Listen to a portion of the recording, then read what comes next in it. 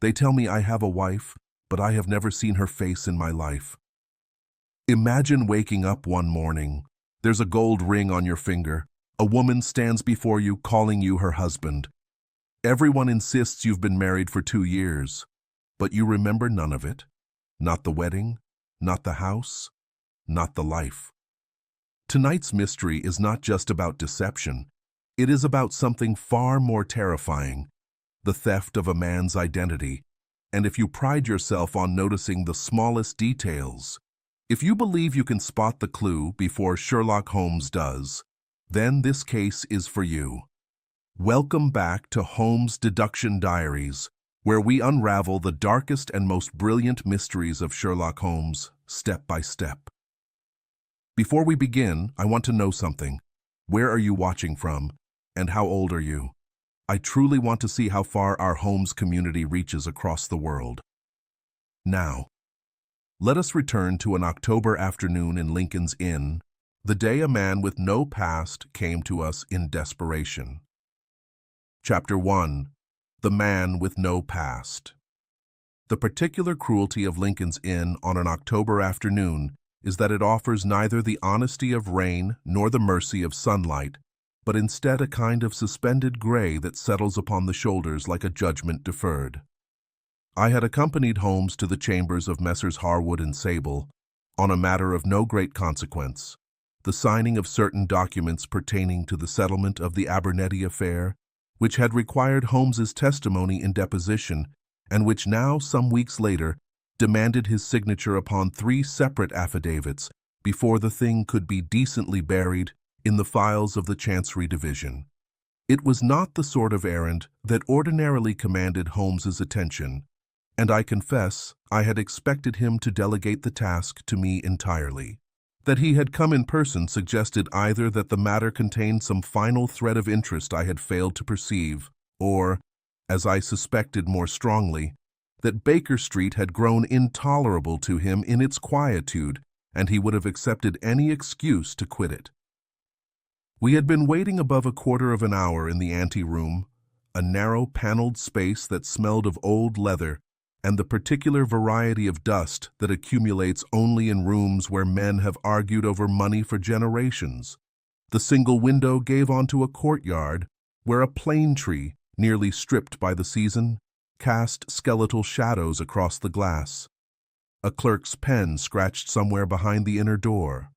Holmes had taken the only chair that was not buried beneath deed boxes and sat with his long legs crossed, his gray eyes moving restlessly over the room as though cataloging its contents for some future reference only he could foresee.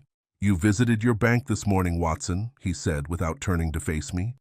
I had been standing at the window watching a pigeon navigate the bare branches, and I confess the remark caught me mid-thought. "I did," I said, "but I cannot imagine how you—" "Your right thumb." He gestured with a languid flick of his own hand. "The smudge along the inner edge.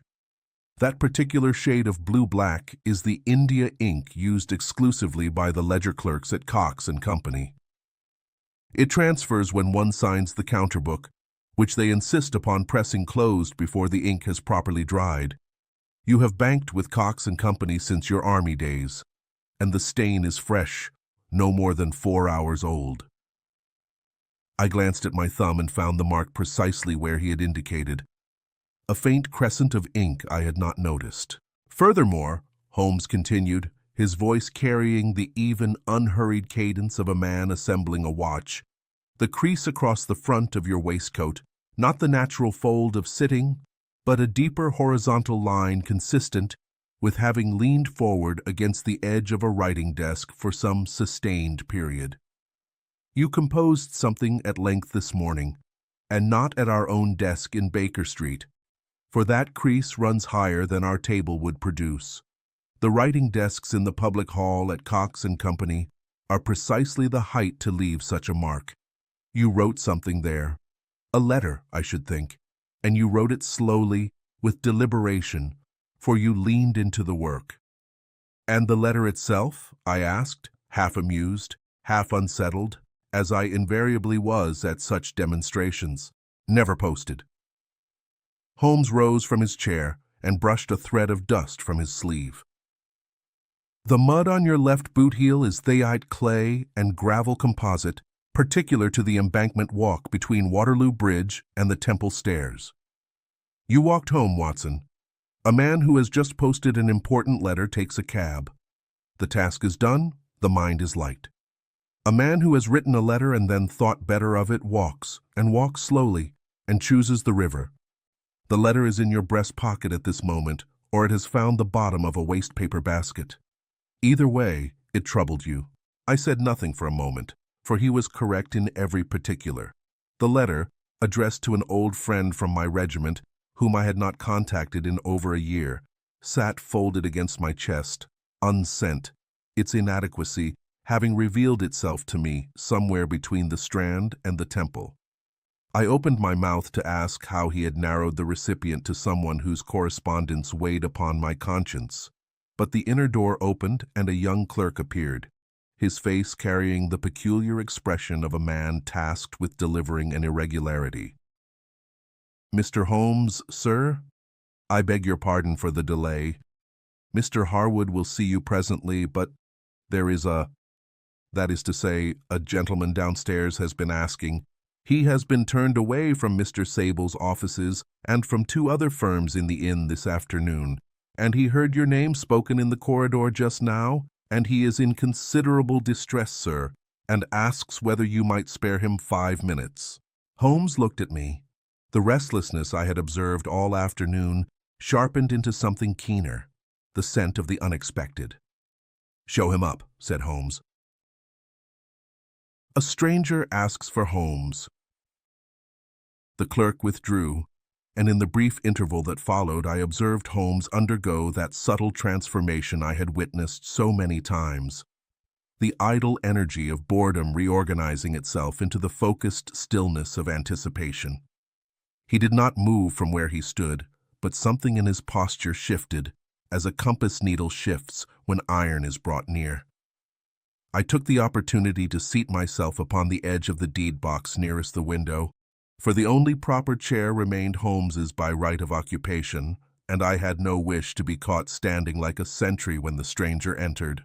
The footsteps on the stair were uneven, not the measured tread of a man accustomed to solicitors' chambers, nor the hurried step of someone carrying urgent business, but the halting, uncertain gait of a person who was not entirely sure the floor would hold beneath him. The door opened, and the clerk stood aside to admit a gentleman of perhaps 35, well dressed in a frock coat of good quality that had been buttoned unevenly, the second button mated to the third hole, so that the fabric pulled awkwardly across his chest.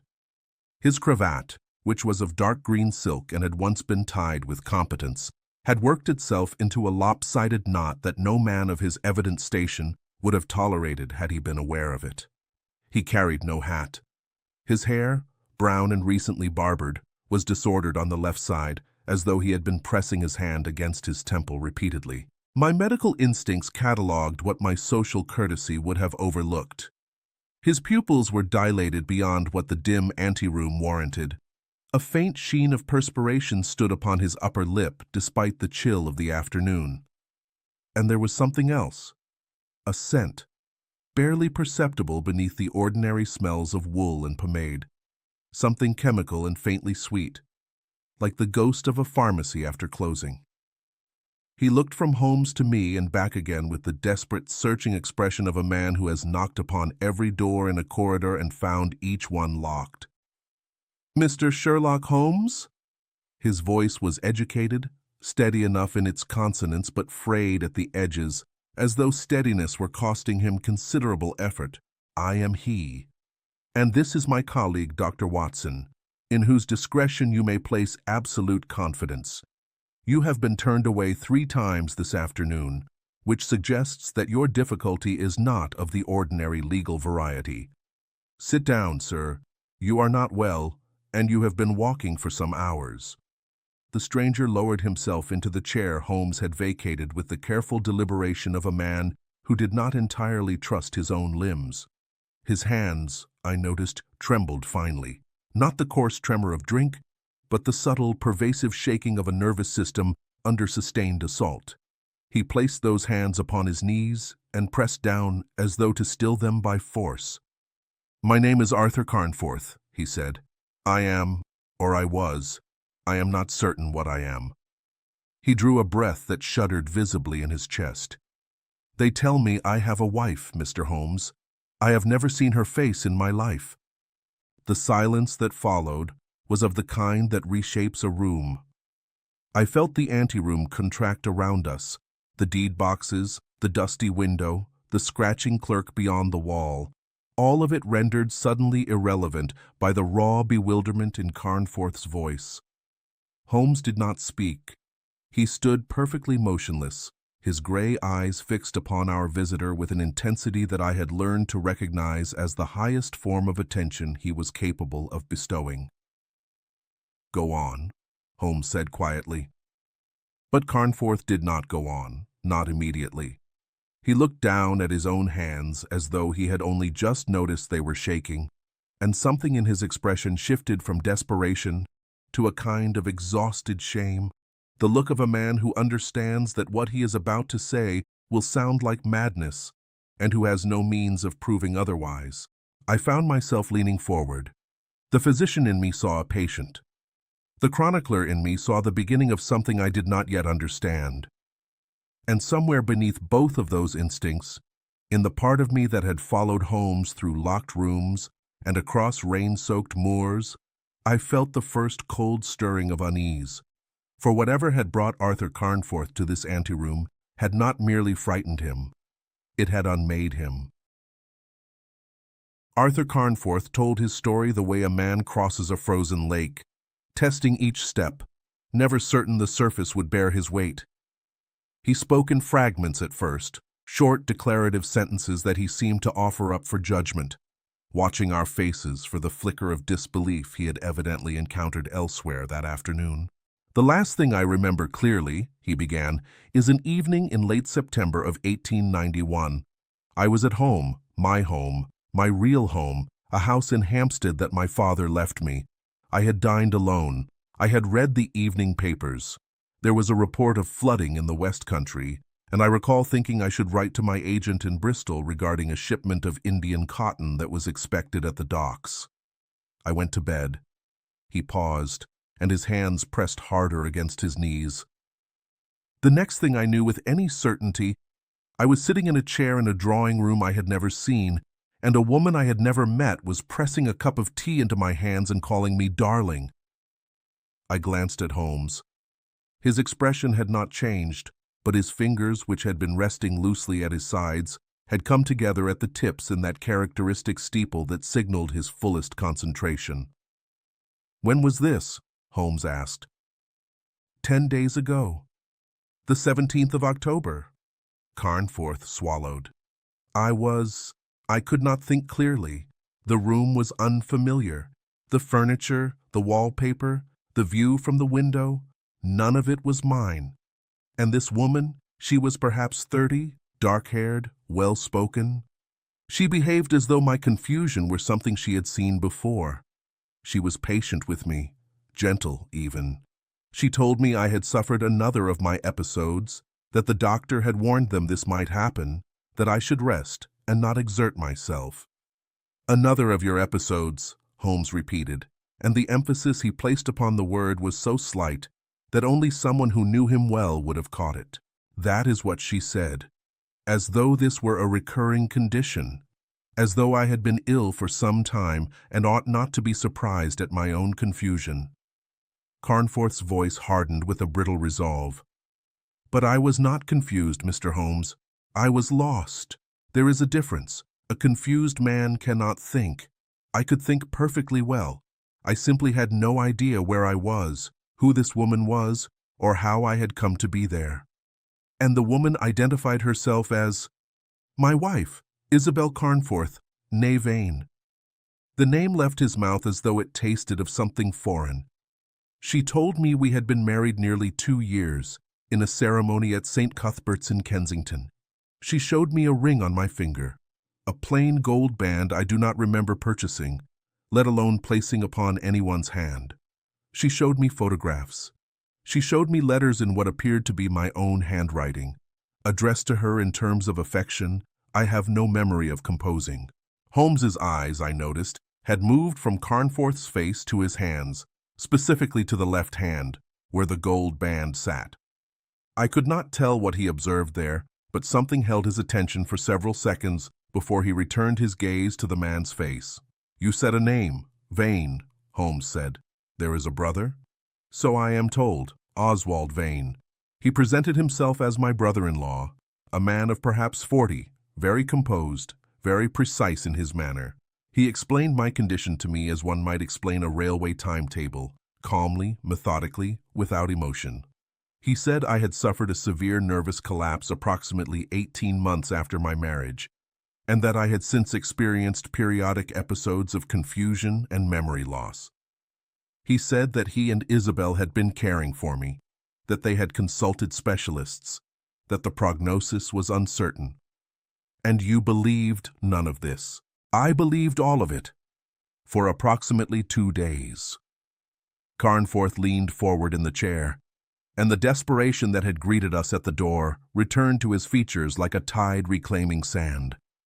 I believed it because I had no alternative, Mr. Holmes. When a man wakes in a strange room with no memory of how he arrived, and 3 people, his wife, his brother-in-law, and a physician who visits daily, all tell him the same story, what is he to do? The evidence of his own mind is the very thing they say cannot be trusted. 3 people, Holmes said sharply. You mentioned a physician. A Dr. Fenton of Harley Street. He visited me on the 2nd and 4th days. He examined me, briefly I thought, and spoke to Vane in the corridor afterward. I could not hear what was said. But on the 3rd day, or the 5th, something changed your mind. Carnforth nodded slowly.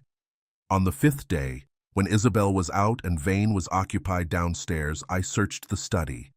I found correspondence, business letters, contracts, bank authorizations, all bearing my signature or something very like it, and all dated within the past 2 years.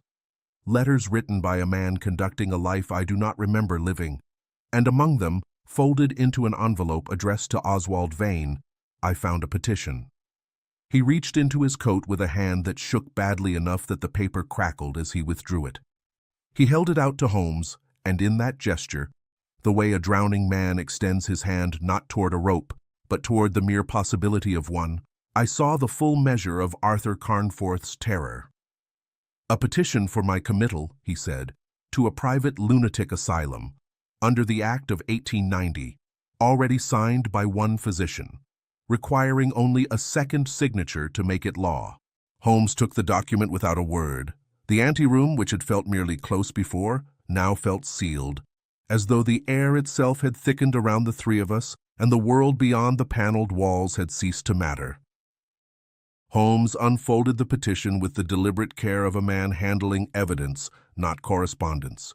He held it at an angle to catch the fading light from the courtyard window, and I watched his eyes move across it, not reading in the ordinary sense, for Holmes never merely read a document, he interrogated it, as though each crease and ink stroke were a witness under examination. The petition was a single sheet of heavy paper, cream-colored, bearing the printed heading of a legal stationer in the Strand. It was filled out in a precise, upright hand, not Carnforth's, as I would later confirm, and it named Arthur James Carnforth of 14 Merton Crescent, Kensington, as the subject of the application. The petitioner was listed as Mrs. Isabel Carnforth, wife. Beneath the body of the text, where the Act required the attestation of medical practitioners, one signature appeared, H.R. Fenton, M.D., with a Harley Street address and a date 9 days prior. The second line, the space for the confirming physician, was blank. The paper is from Drayton's of the Strand, Holmes murmured, more to himself than to either of us. Good quality but not bespoke, purchased over the counter. The ink is standard registrar's black, applied with a steel nib of medium gauge. The hand is practiced and unhurried, a man who writes frequently and well, but who is not himself a solicitor, for the legal phrasing here, He tapped a line near the middle of the page. Contains a minor error of form that any practicing lawyer would have caught. Someone copied the language from a printed guide and copied it competently, but not perfectly. He turned the paper over. Nothing on the reverse. He held it to his nose and inhaled once, briefly, then folded it with the same precision and placed it inside his own coat. Mr. Carnforth, 3 questions, and I require answers that are exact, not approximate. Carnforth straightened in his chair. Ask them. First, before your memory ceases in September of 1891, who was your family solicitor? Not the firm whose chambers we are presently occupying, but your own. Moorcroft and Liddell, of Gray's Inn. Mr. Moorcroft the elder handled my father's estate. Second, in the 10 days since your awakening, have you attempted to visit your bank, Cox and Company, I presume, given your evident social position, or to access any account held in your name? Carnforth shook his head. I tried. I went to Cox and Company on the 3rd day. They told me that my accounts had been managed for the past 2 years by written instruction, and that any alteration to the existing arrangements would require the counter-signature of the woman who claims to be my wife. When I protested, they suggested I consult my solicitor. I did not know which solicitor they meant. The one named in the correspondence I found in the study was not Moorcroft. It was a firm I had never heard of. Third, Holmes paused, and the pause itself carried weight. The silence of a question that mattered more than its words might suggest.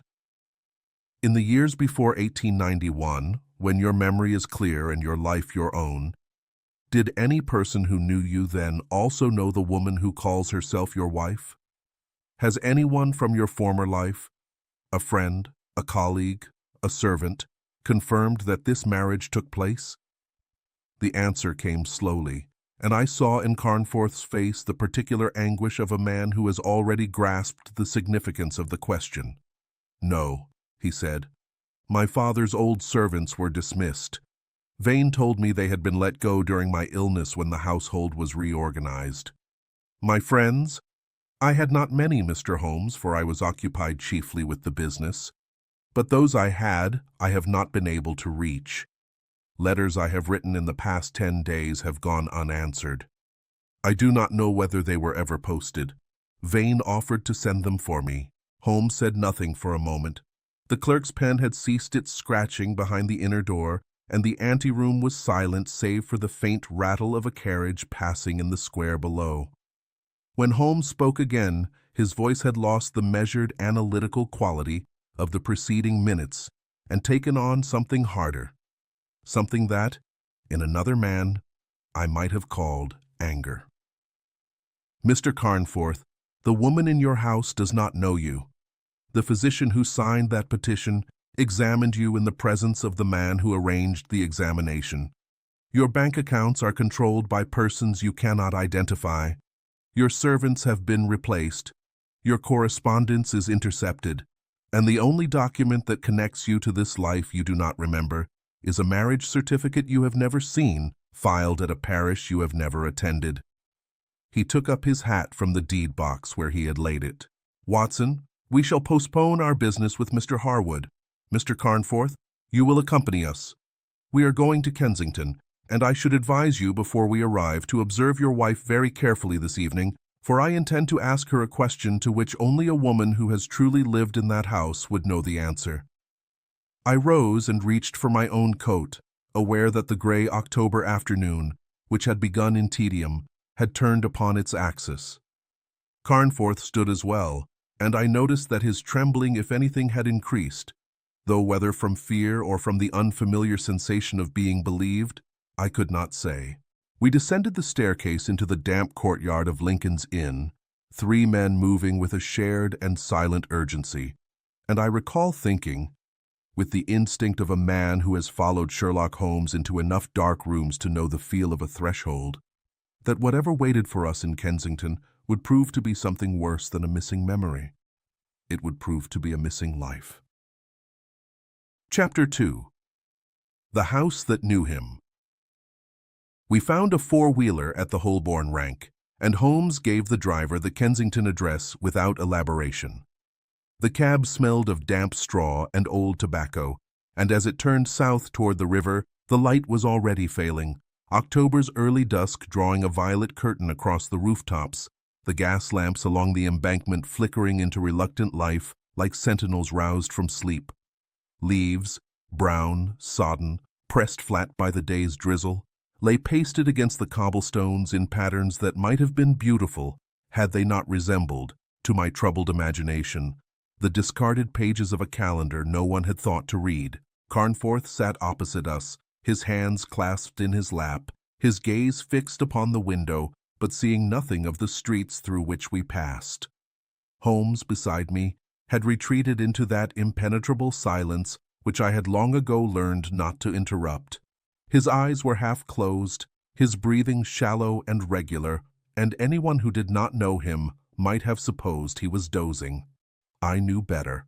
Behind that stillness, connections were being drawn, tested, discarded, and redrawn at a speed I could not hope to match. I occupied myself with watching London pass, and with the kind of private reflection that a cab journey through darkening streets invites whether one wishes it or not. In the years since I had first taken lodgings with Sherlock Holmes, I had entered a great many houses in the company of frightened people, houses where violence had been done, where secrets festered behind respectable curtains, where the domestic arrangements of seemingly ordinary families concealed mechanisms of cruelty so precise they might have been engineered by a clockmaker. I had learned at some cost to my own peace of mind that the most dangerous rooms in London were not the opium dens of Limehouse or the gambling houses of Soho, but the drawing rooms and bedchambers of the prosperous, places where the wallpaper was fresh and the silverware polished, and the evil was conducted in complete sentences over tea. The cab turned into Merton Crescent as the last daylight bled from the sky. The Crescent was a handsome row of stuccoed terraces, cream-colored and uniform, their iron railings recently painted, their front steps scrubbed to an inhuman whiteness. Number 14 stood midway along the curve, indistinguishable from its neighbors, save for a single lit window on the first floor.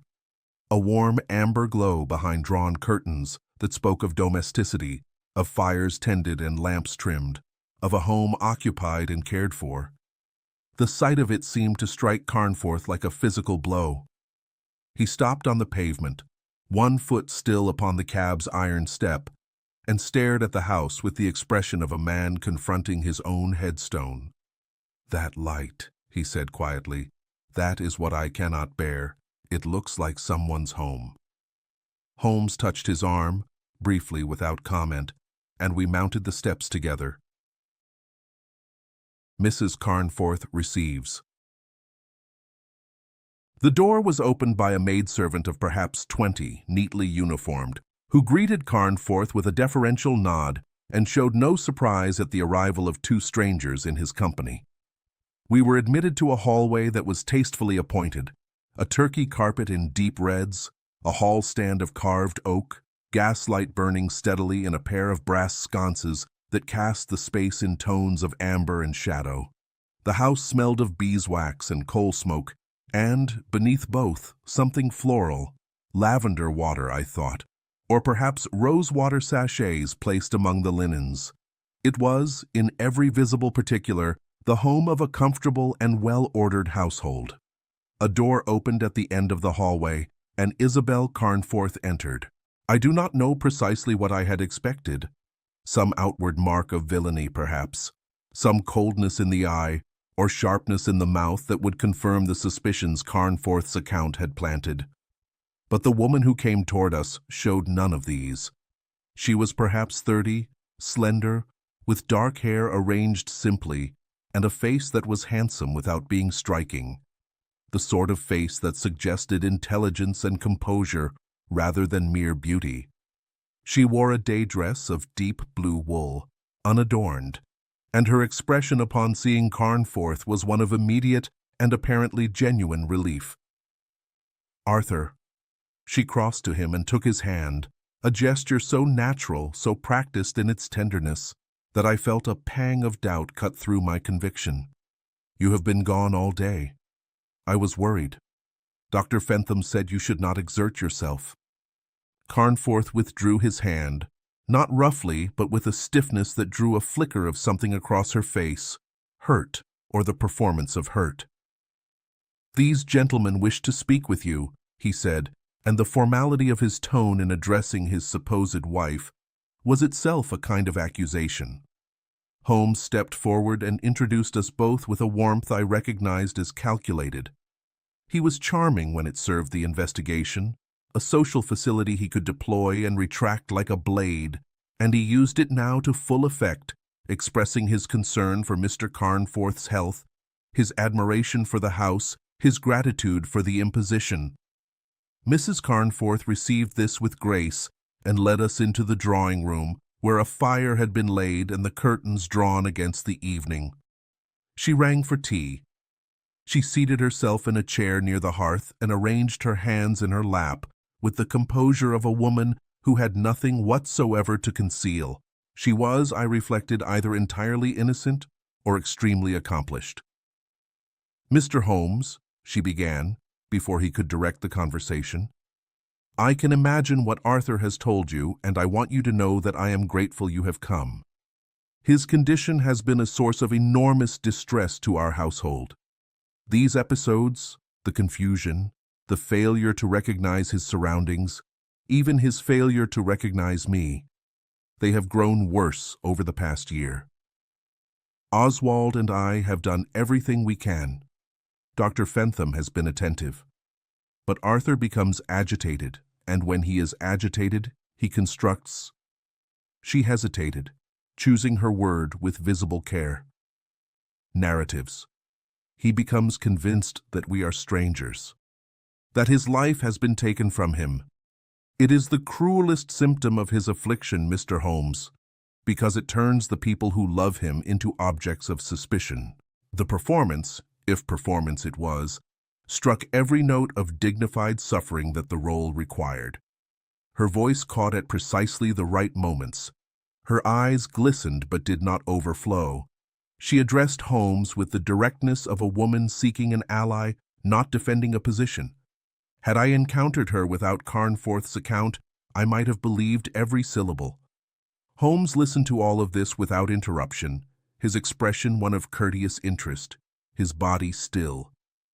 Only his eyes moved, and they did not stay upon Mrs. Carnforth. They traveled the room. I saw them pause upon the mantelpiece, where a pair of Staffordshire figures stood beside a carriage clock. They rested briefly upon a writing desk in the corner, then upon the curtains, then upon a framed photograph that sat upon a small table beside Mrs. Carnforth's chair. This last item he regarded for several seconds, with an attention that would have been impolite had she noticed it. "Mrs. Carnforth," he said when she had finished, "you have my deepest sympathy. Might I see the wedding photograph? I find these personal records often provide a useful anchor for the patient's memory." She smiled, gratefully I thought, and rose to retrieve the photograph from the mantelpiece, where it stood in a silver frame. She handed it to Holmes, who took it to the gaslight and held it beneath the flame. The image showed a man and a woman standing before a church door, he in a dark suit, she in a pale dress with a spray of flowers. The man was recognizably Carnforth, though his expression was odd, not the joy or even the self-conscious dignity one associates with a wedding portrait, but a kind of vague, unfocused pleasantness, as though he were looking at the camera without quite understanding why. Holmes studied the photograph for perhaps 10 seconds, then returned it to Mrs. Carnforth with a nod of thanks. "A fine likeness," he said. "Might I trouble you for a tour of the house? Dr. Watson has a particular interest in the sleeping arrangements of patients with nervous conditions, the quality of ventilation, the proximity of the bedroom to sources of noise, that sort of thing. Purely medical, I assure you."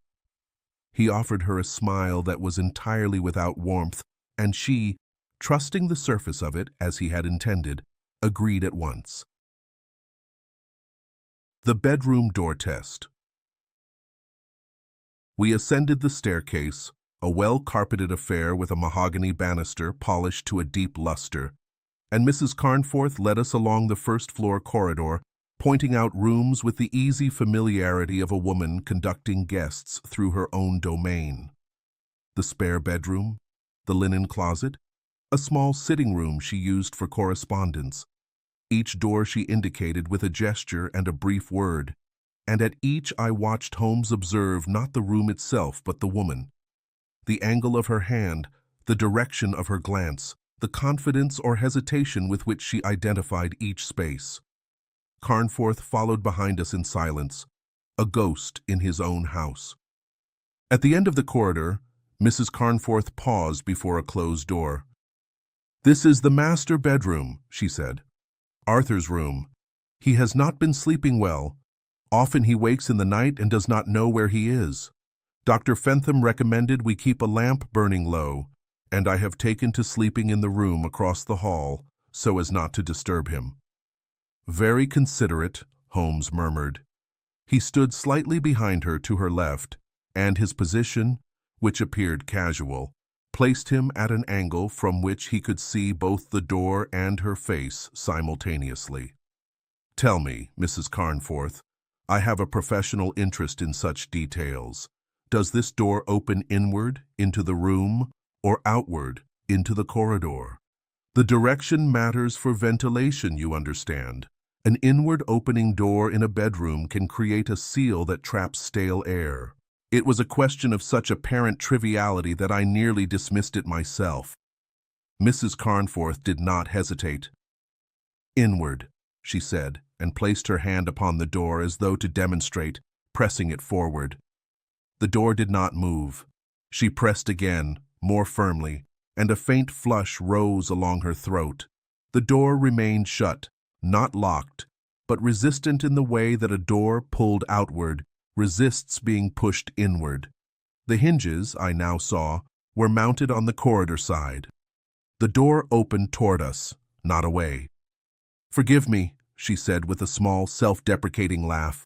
"I always forget. It is the only door on this floor that opens outward.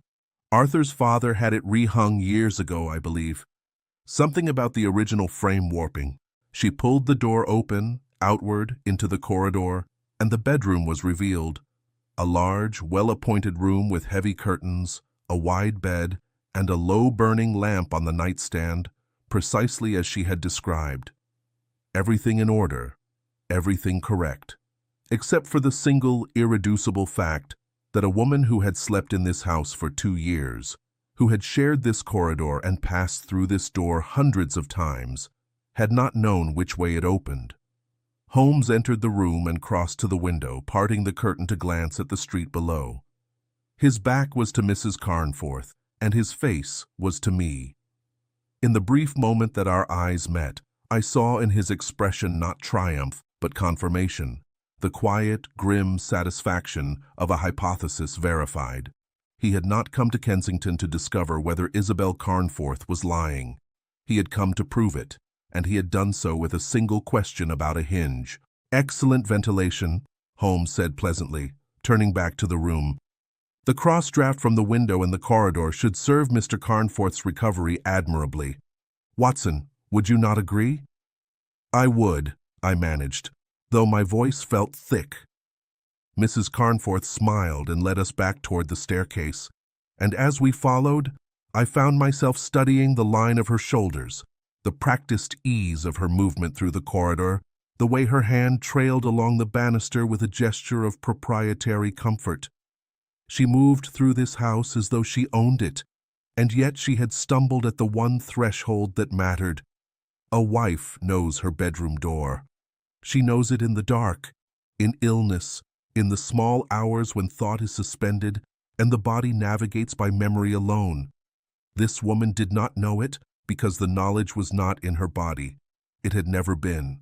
The small, disarming laugh she had used to cover the error echoed in my mind as we descended the stairs, and I recognized it now for what it was. Not embarrassment, but improvisation.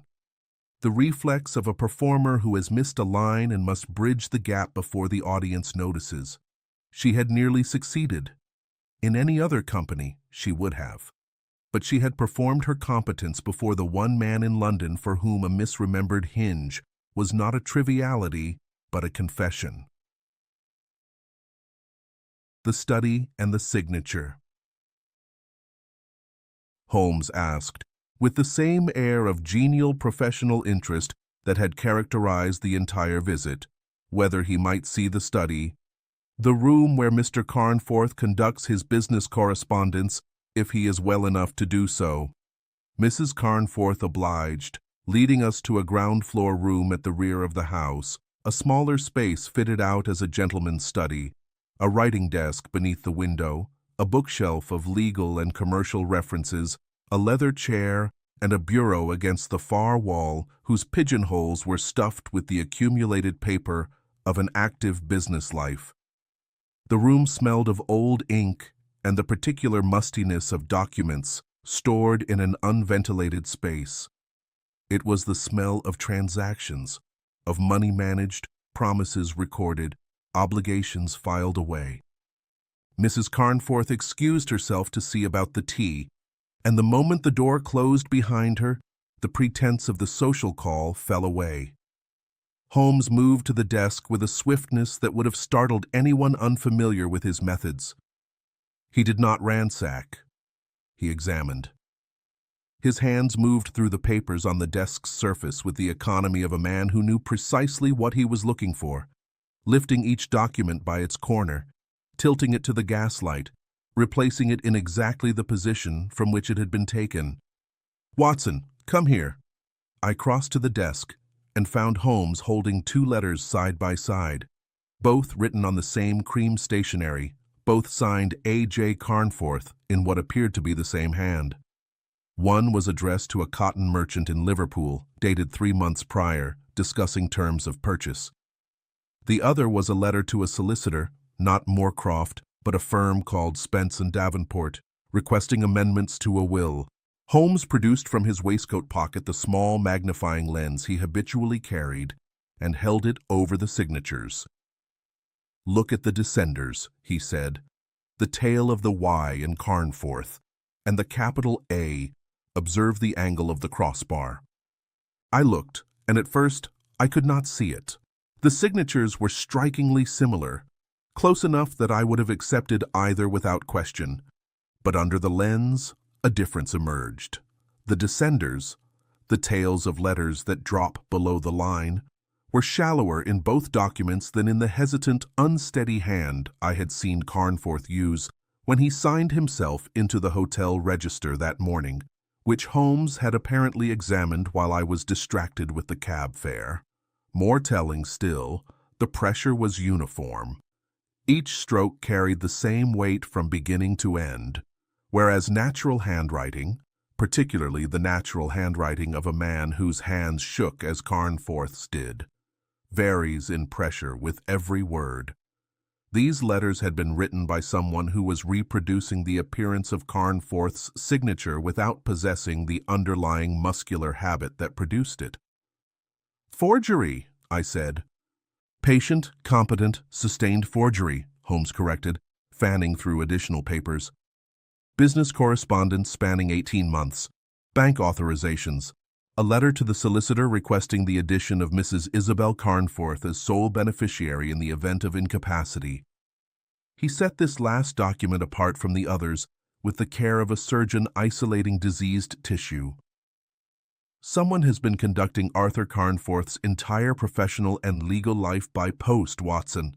Not a single transaction in this desk required his physical presence. Everything was done by letter, by signature, by written instruction. The mechanisms of a life managed at one remove." He selected 2 documents, the letter to the cotton merchant and the letter amending the will, and folded them into his coat. I watched him do it with the uneasy awareness that we were, technically, removing evidence from a private residence without warrant or permission, and the further awareness that Holmes would not have cared had I pointed this out. "We have what we need," he said quietly.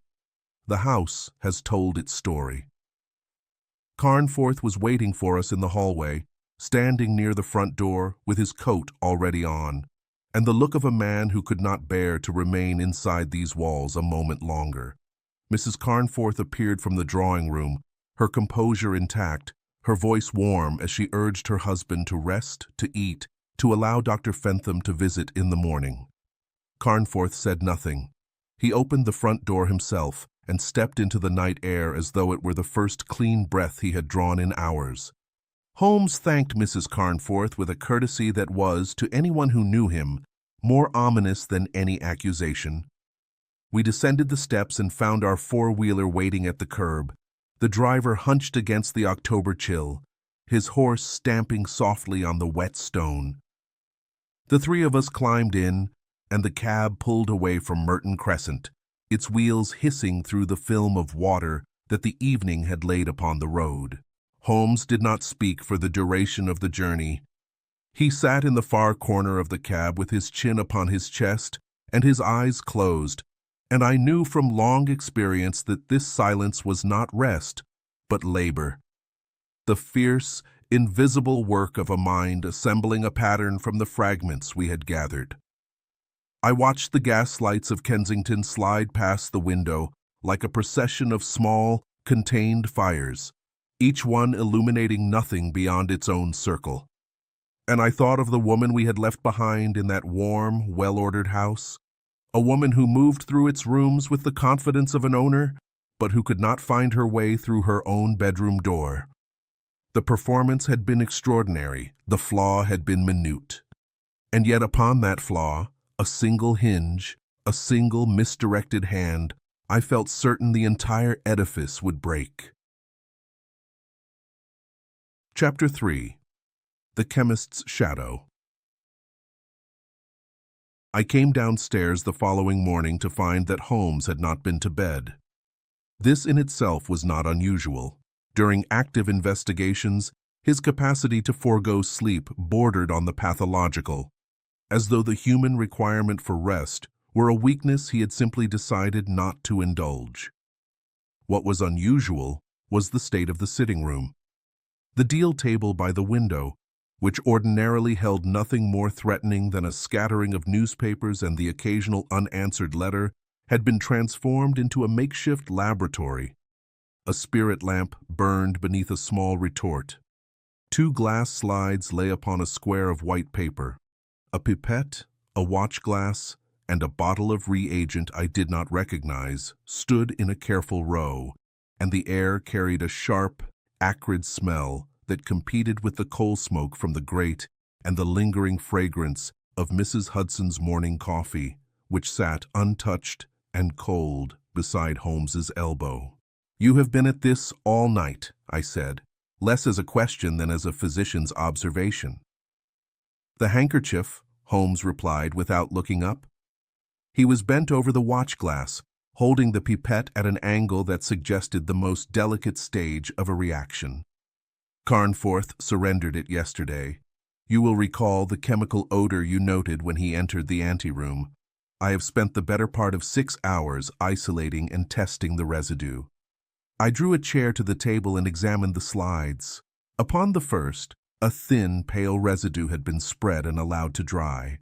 Upon the second, the same residue had been treated with a reagent that had turned it a distinctive amber brown. "Vitali's reaction," I said, recognizing the color change. My years as a medical man had not left me entirely ignorant of alkaloid chemistry, though I confess my knowledge was practical rather than theoretical. "Precisely." Holmes straightened and set down the pipette. His face was drawn with fatigue, but his eyes, those gray, restless, unforgiving eyes, held the particular brightness that accompanied discovery. "The residue on Carnforth's handkerchief contains traces consistent with hyoscine hydrobromide, an alkaloid of the tropane family, derived from henbane and related solanaceous plants. In therapeutic doses, it is used as a sedative and to treat nervous agitation. In sustained or elevated doses, it produces confusion, disorientation, impaired formation of new memories, and a state of heightened suggestibility. The patient may follow simple instructions, respond to questions, even appear superficially functional, while retaining no coherent recollection of events afterward. I felt a coldness settle in my chest that had nothing to do with the October morning. I had seen hyoscine used in hospital settings, sparingly, cautiously, under close medical supervision. The notion of its sustained administration to a healthy man, over months or years, for the purpose of rendering him pliable and amnesiac, was not merely criminal. It was a species of murder, the murder not of the body, but of the self. If Carnforth was kept in a state of chronic hyoscine intoxication, I said slowly, it would explain everything. The lost years, the compliant behavior, the willingness to sign documents, to participate in a wedding, to inhabit a life constructed for him by others, all without forming memories that would later allow him to object. And when the dosage was reduced or interrupted, as it appears to have been approximately 10 days ago, the patient surfaced. Holmes reached for the cold coffee, regarded it with distaste, and drank it anyway. The question is not what was done to Carnforth Watson. That is now tolerably clear. The question is, who commands the necessary pharmaceutical knowledge, who possesses access to the compound in sufficient quantities, and who stands to benefit from the arrangement. Vane, I said. Vane is a pharmaceutical chemist by profession. Mrs. Carnforth told us as much when she mentioned that Oswald had contacts in the medical world. A chemist with his own dispensary would have unrestricted access to hyoscine hydrobromide and the knowledge to administer it at doses calibrated to maintain function while suppressing memory. Holmes rose from the table and crossed to the mantelpiece, where he stood for a moment looking into the fire with the concentrated stillness that preceded his most decisive actions. We must now divide our efforts. You, Watson, will go to Harley Street and call upon Dr. Fentham. You are a medical man. He will speak to you more freely than to me. I wish to know the precise circumstances under which he examined Carnforth, whether he was alone with the patient at any point, and whether he observed symptoms consistent with chemical interference rather than natural nervous collapse. Be thorough, but be careful. Fentham may be complicit or he may be deceived, and you will not know which until you see his face when you press him. And you? I shall visit St. Cuthbert's, Kensington, where the alleged wedding was solemnized. A marriage leaves traces in a parish register, Watson, and registers are witnessed by real people with real memories. Or if those people happen to have been chosen for their absence, that too is informative. He took up his coat from the back of the chair. We reconvene at 2 o'clock. If I have not sent word by then, come to Marylebone High Street and look for a chemist's shop with green shutters. We descended together into Baker Street, where the morning was sharp and clear, a bright autumn day of the sort that makes London briefly beautiful, the sky scrubbed pale above the rooftops, the air carrying the smell of fallen leaves and horse dung, and the distant perpetual murmur of the city in motion. At the curb we parted, Holmes striding north toward the Marylebone Road, I turning south to find a cab for Harley Street, and as I watched his lean figure disappear into the crowd, I thought of Arthur Carnforth sitting in that anteroom with his shaking hands and his stolen years, and I resolved that whatever Dr. Fentham had to say for himself, I would hear it not merely as a colleague, but as a man who understood what it meant to have one's body betrayed by forces beyond one's comprehension. Dr. Fentham's testimony. Dr. Henry Fentham's consulting rooms occupied the second floor of a Harley Street building whose brass plate bore the names of 4 physicians, each more elaborately credentialed than the last. The waiting room was empty when I arrived, which I attributed to the early hour, and a manservant showed me through to the consulting room without delay once I had presented my card and explained that I wished to discuss a mutual patient. Fentham was older than I had expected, 60 at least, with the broad, heavily whiskered face of a man who had been handsome in his youth and was now distinguished in that particular way which inspires confidence in patients without necessarily warranting it. He rose from behind a desk crowded with medical journals and received me with the effusive courtesy that one physician extends to another when both understand that professional reputation is the unspoken currency of the encounter. Dr. Watson? Yes, of course, the Dr. Watson. I have read your accounts with great interest. Please, sit down. He gestured to a leather chair and settled himself opposite, his hands folded across the broad shelf of his waistcoat. You said this concerns Mr. Carnforth? It does. I understand you have been treating him. I have been consulted. Yes. A careful distinction, and I noted it. Mr. Vane, the patient's brother-in-law, approached me approximately 9 months ago, expressing concern about Mr. Carnforth's mental state. Periods of confusion, failure to recognize family members, occasional agitation escalating to what Mr. Vane described as episodes of paranoid delusion. The patient becoming convinced that his wife was a stranger, that his home was unfamiliar, that his life had been, as he put it, replaced. And you examined Mr. Carnforth personally? I did, on 3 occasions. Fentham shifted in his chair, and I observed the first fissure in his professional composure, a slight tightening around the eyes, the involuntary contraction of a man who senses that a conversation is about to become uncomfortable. The first examination took place at the Kensington House in January of this year, the second in April, the third, the occasion upon which I signed the certificate, was on the 8th of October. Tell me about the examinations. Were you alone with the patient? The fissure widened. Fentham uncrossed his hands and placed them flat upon the desk, a gesture I recognized from my own practice as the body's attempt to anchor itself when the mind is uncertain. Mr. Vane was present during portions of each examination. He was, I understood, providing context, explaining the patient's history, his symptoms, the progression of the condition. It is not unusual, Dr. Watson, for a family member to be present during such consultations. Indeed, it is often necessary, particularly when the patient's own account is unreliable. But did you speak with Mr. Carnforth alone? At any point, during any of the 3 examinations, was Mr. Vane absent from the room? The silence that followed was not long, perhaps 5 seconds, but it was long enough. I saw Fentham's eyes move to the left, which in my experience indicates a man searching his memory rather than constructing an invention, and I saw the precise moment at which the answer arrived and was found wanting. There may have been a brief interval during the second visit when Mr. Vane stepped out to attend to. He stopped.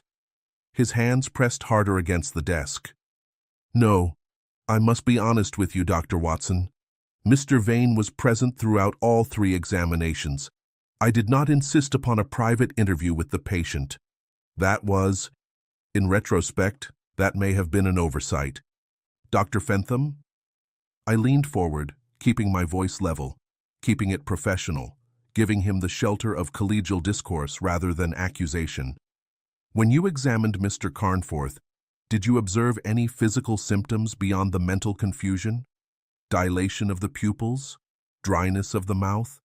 Difficulty in concentration beyond what the alleged condition would explain? A faint chemical odor? Something sweet? Something that did not belong? I watched his face. There is a particular expression that crosses a physician's features when a diagnosis he has made is challenged by evidence he failed to observe, a compound of professional pride and dawning alarm, each wrestling the other for dominance. Fentham's face wore this expression now. The pupils, he said slowly. Yes, I noted the pupillary dilation and attributed it to nervous excitation. And yes, there was a certain dryness of the mucous membranes that I considered consistent with anxiety. I am suggesting that the symptoms you observed may have been consistent with the sustained administration of hyoscine hydrobromide. I am suggesting that Mr. Carnforth's confusion, his disorientation, his inability to form coherent memories of his domestic life may not have been a natural nervous condition at all, but the deliberate effect of a compound administered without his knowledge or consent by a person with pharmaceutical expertise. Fentham's face drained of color in stages. First the cheeks, then the lips, then the flesh around the eyes, until what remained was the gray, stricken mask of a man who has just understood that his professional judgment has been used as an instrument of harm. I felt no satisfaction in his distress. He was not a wicked man. He was a vain man and a careless one, and those qualities had been exploited with surgical precision by someone who understood that vanity is the lock and flattery is the key. "Mr. Vane," Fentham whispered. "Mr. Vane is a chemist?" "He is." Fentham's hands left the desk and came together in his lap, and I saw them tremble in a manner that reminded me, with uncomfortable vividness, of Carnforth's own shaking hands in the anteroom at Lincoln's Inn. "Dear God," he said. "What have I signed?" I told him. I told him precisely what he had signed, and what it meant, and what would happen to Arthur Carnforth if the second certificate were obtained. I watched the knowledge settle upon him like a physical weight, the understanding that his signature upon that petition was not a medical opinion, but a weapon, and that the hand which had wielded it was not his own. When I left his consulting rooms 20 minutes later, Dr. Henry Fentham was sitting at his desk with his head in his hands, and I do not think he was a man who had often found himself in that position. I hailed a cab in Harley Street and directed the driver to Marylebone. As we turned into Cavendish Square, I found myself considering the nature of Fentham's failure. It was not corruption. It was not conspiracy. It was something more common and, in its way, more dangerous. The assumption that a well-dressed man with a plausible story and a firm handshake must be telling the truth. Fentham had trusted Vane because Vane had presented himself as trustworthy, and Fentham had not looked beyond the presentation, because looking beyond it would have required effort and doubt, and the willingness to consider that respectability might be a disguise rather than a credential. It was, I reflected, the same failure that made fraud possible in every drawing room in London. The social contract that says a gentleman's word is his bond, exploited by those who wear the uniform of gentility without possessing its substance. The Parish Register. What follows I relate as Holmes told it to me that evening, for we did not meet at the appointed hour. Events, as they so often did in our association, outpaced the schedule. Holmes's account of his visit to St. Cuthbert's was characteristically precise and entirely without embellishment, delivered in the clipped, declarative sentences of a man who regards narrative flourish as a form of dishonesty. I set it down here in my own words, augmented by his, as faithfully as memory permits. St. Cuthbert's, Kensington, is a modest parish church set back from the road behind a low stone wall, its churchyard shaded by elms that in October wore their last ragged dress of brown and gold. Holmes arrived shortly after 10 o'clock and found the church empty, save for a charwoman scrubbing the vestibule floor. The vicar, not the man who had performed the wedding, as Holmes was to discover, was a Reverend Aldous, a young man of perhaps 30, who had taken the living only 6 months earlier.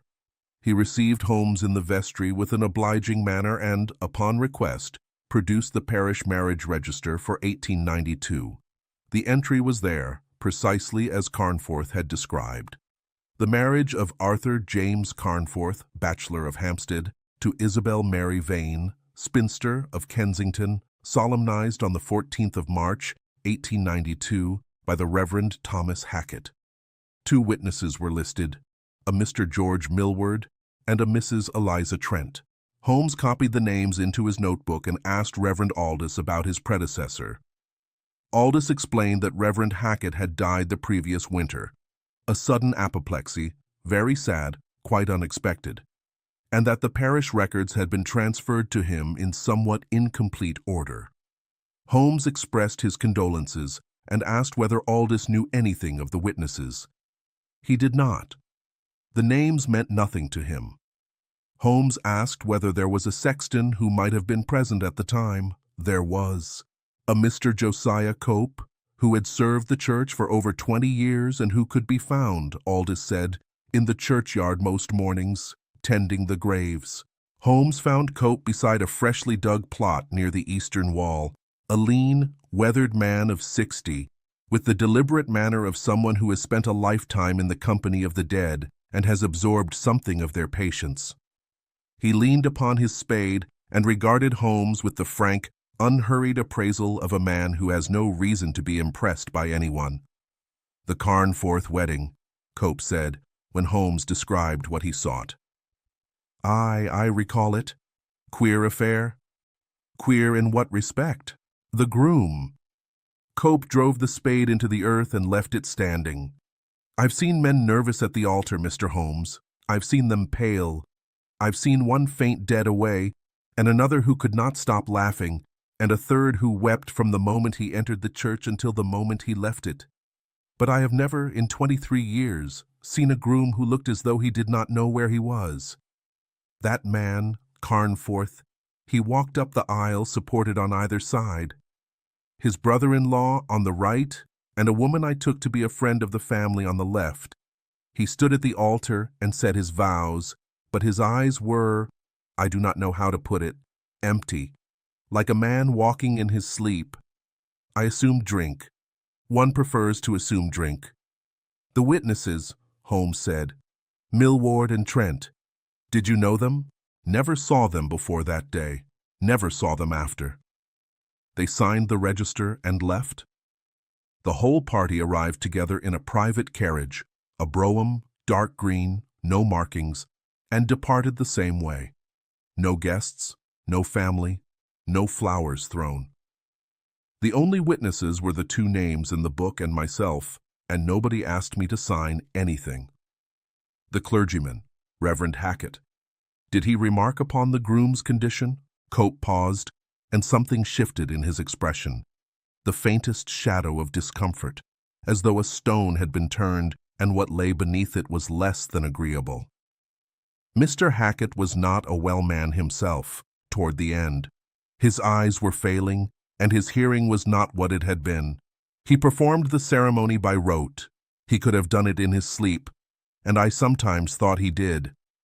If the groom was unfit, Mr. Hackett was not the man to notice, and Mr. Vane, for that was the brother-in-law's name, Mr. Vane had been very attentive to Mr. Hackett in the weeks before the wedding, visited him, brought him gifts, a bottle of port, I believe, and a new surplice, made donations to the church fund. Mr. Hackett spoke well of him. Holmes thanked the sexton and walked back through the churchyard, past the graves of men and women whose names had been carved into stone so that they would not be forgotten, and emerged onto the Kensington Road, where the living moved in their thousands, anonymous and interchangeable. The picture was assembling itself with a clarity that, Holmes told me later, had about it the cold precision of a mechanism. Each component placed exactly where it would do the most work. Each human weakness identified and exploited with the efficiency of an engineer. A clergyman with failing senses, cultivated with gifts and flattery. A groom rendered chemically pliable, fictitious witnesses. A marriage that was technically legal, performed by an ordained minister, recorded in the parish register, but morally void, a ceremony conducted upon the body of a man who was present in flesh, but absent in every faculty that makes consent meaningful. And now the clergyman was dead, the witnesses were phantoms, and the only person who had observed anything amiss was a sexton whose testimony, however honest, would be weighed against the written record and found insufficient. Holmes sent a telegram to Baker Street and hailed a cab for Marylebone. Vane's Pharmacy. I arrived at Marylebone High Street shortly before 2:30 and found Holmes standing in the doorway of a tobacconist's shop across the road from a chemist's establishment with green-painted shutters and a gilt mortar and pestle sign above the door. The name on the fascia read, Vane and Sue, Dispensing Chemists, in lettering that managed to be both respectable and self-important, the typographical equivalent of the man I had heard described but not yet met. Holmes had his collar turned up against a sharpening wind and was smoking a cigarette, with the unhurried manner of a man who has been watching and is prepared to continue watching for as long as the subject requires. "Fentham?" he asked, without greeting. "A dupe," I said. "Not a conspirator. A vain man whose professional judgment was exploited." He signed the certificate in the presence of Vane, never examined Carnforth alone, and attributed the symptoms of hyoscine poisoning to natural nervous collapse. He is, I think, genuinely appalled. Good. His testimony may be useful if delivered with sufficient contrition. Holmes dropped the cigarette and ground it beneath his heel. "I have been observing Mr. Vane's establishment for the past 40 minutes. He is inside. I saw him through the window, arranging stock in the dispensary. One assistant, young, occupied with customers in the front of the shop.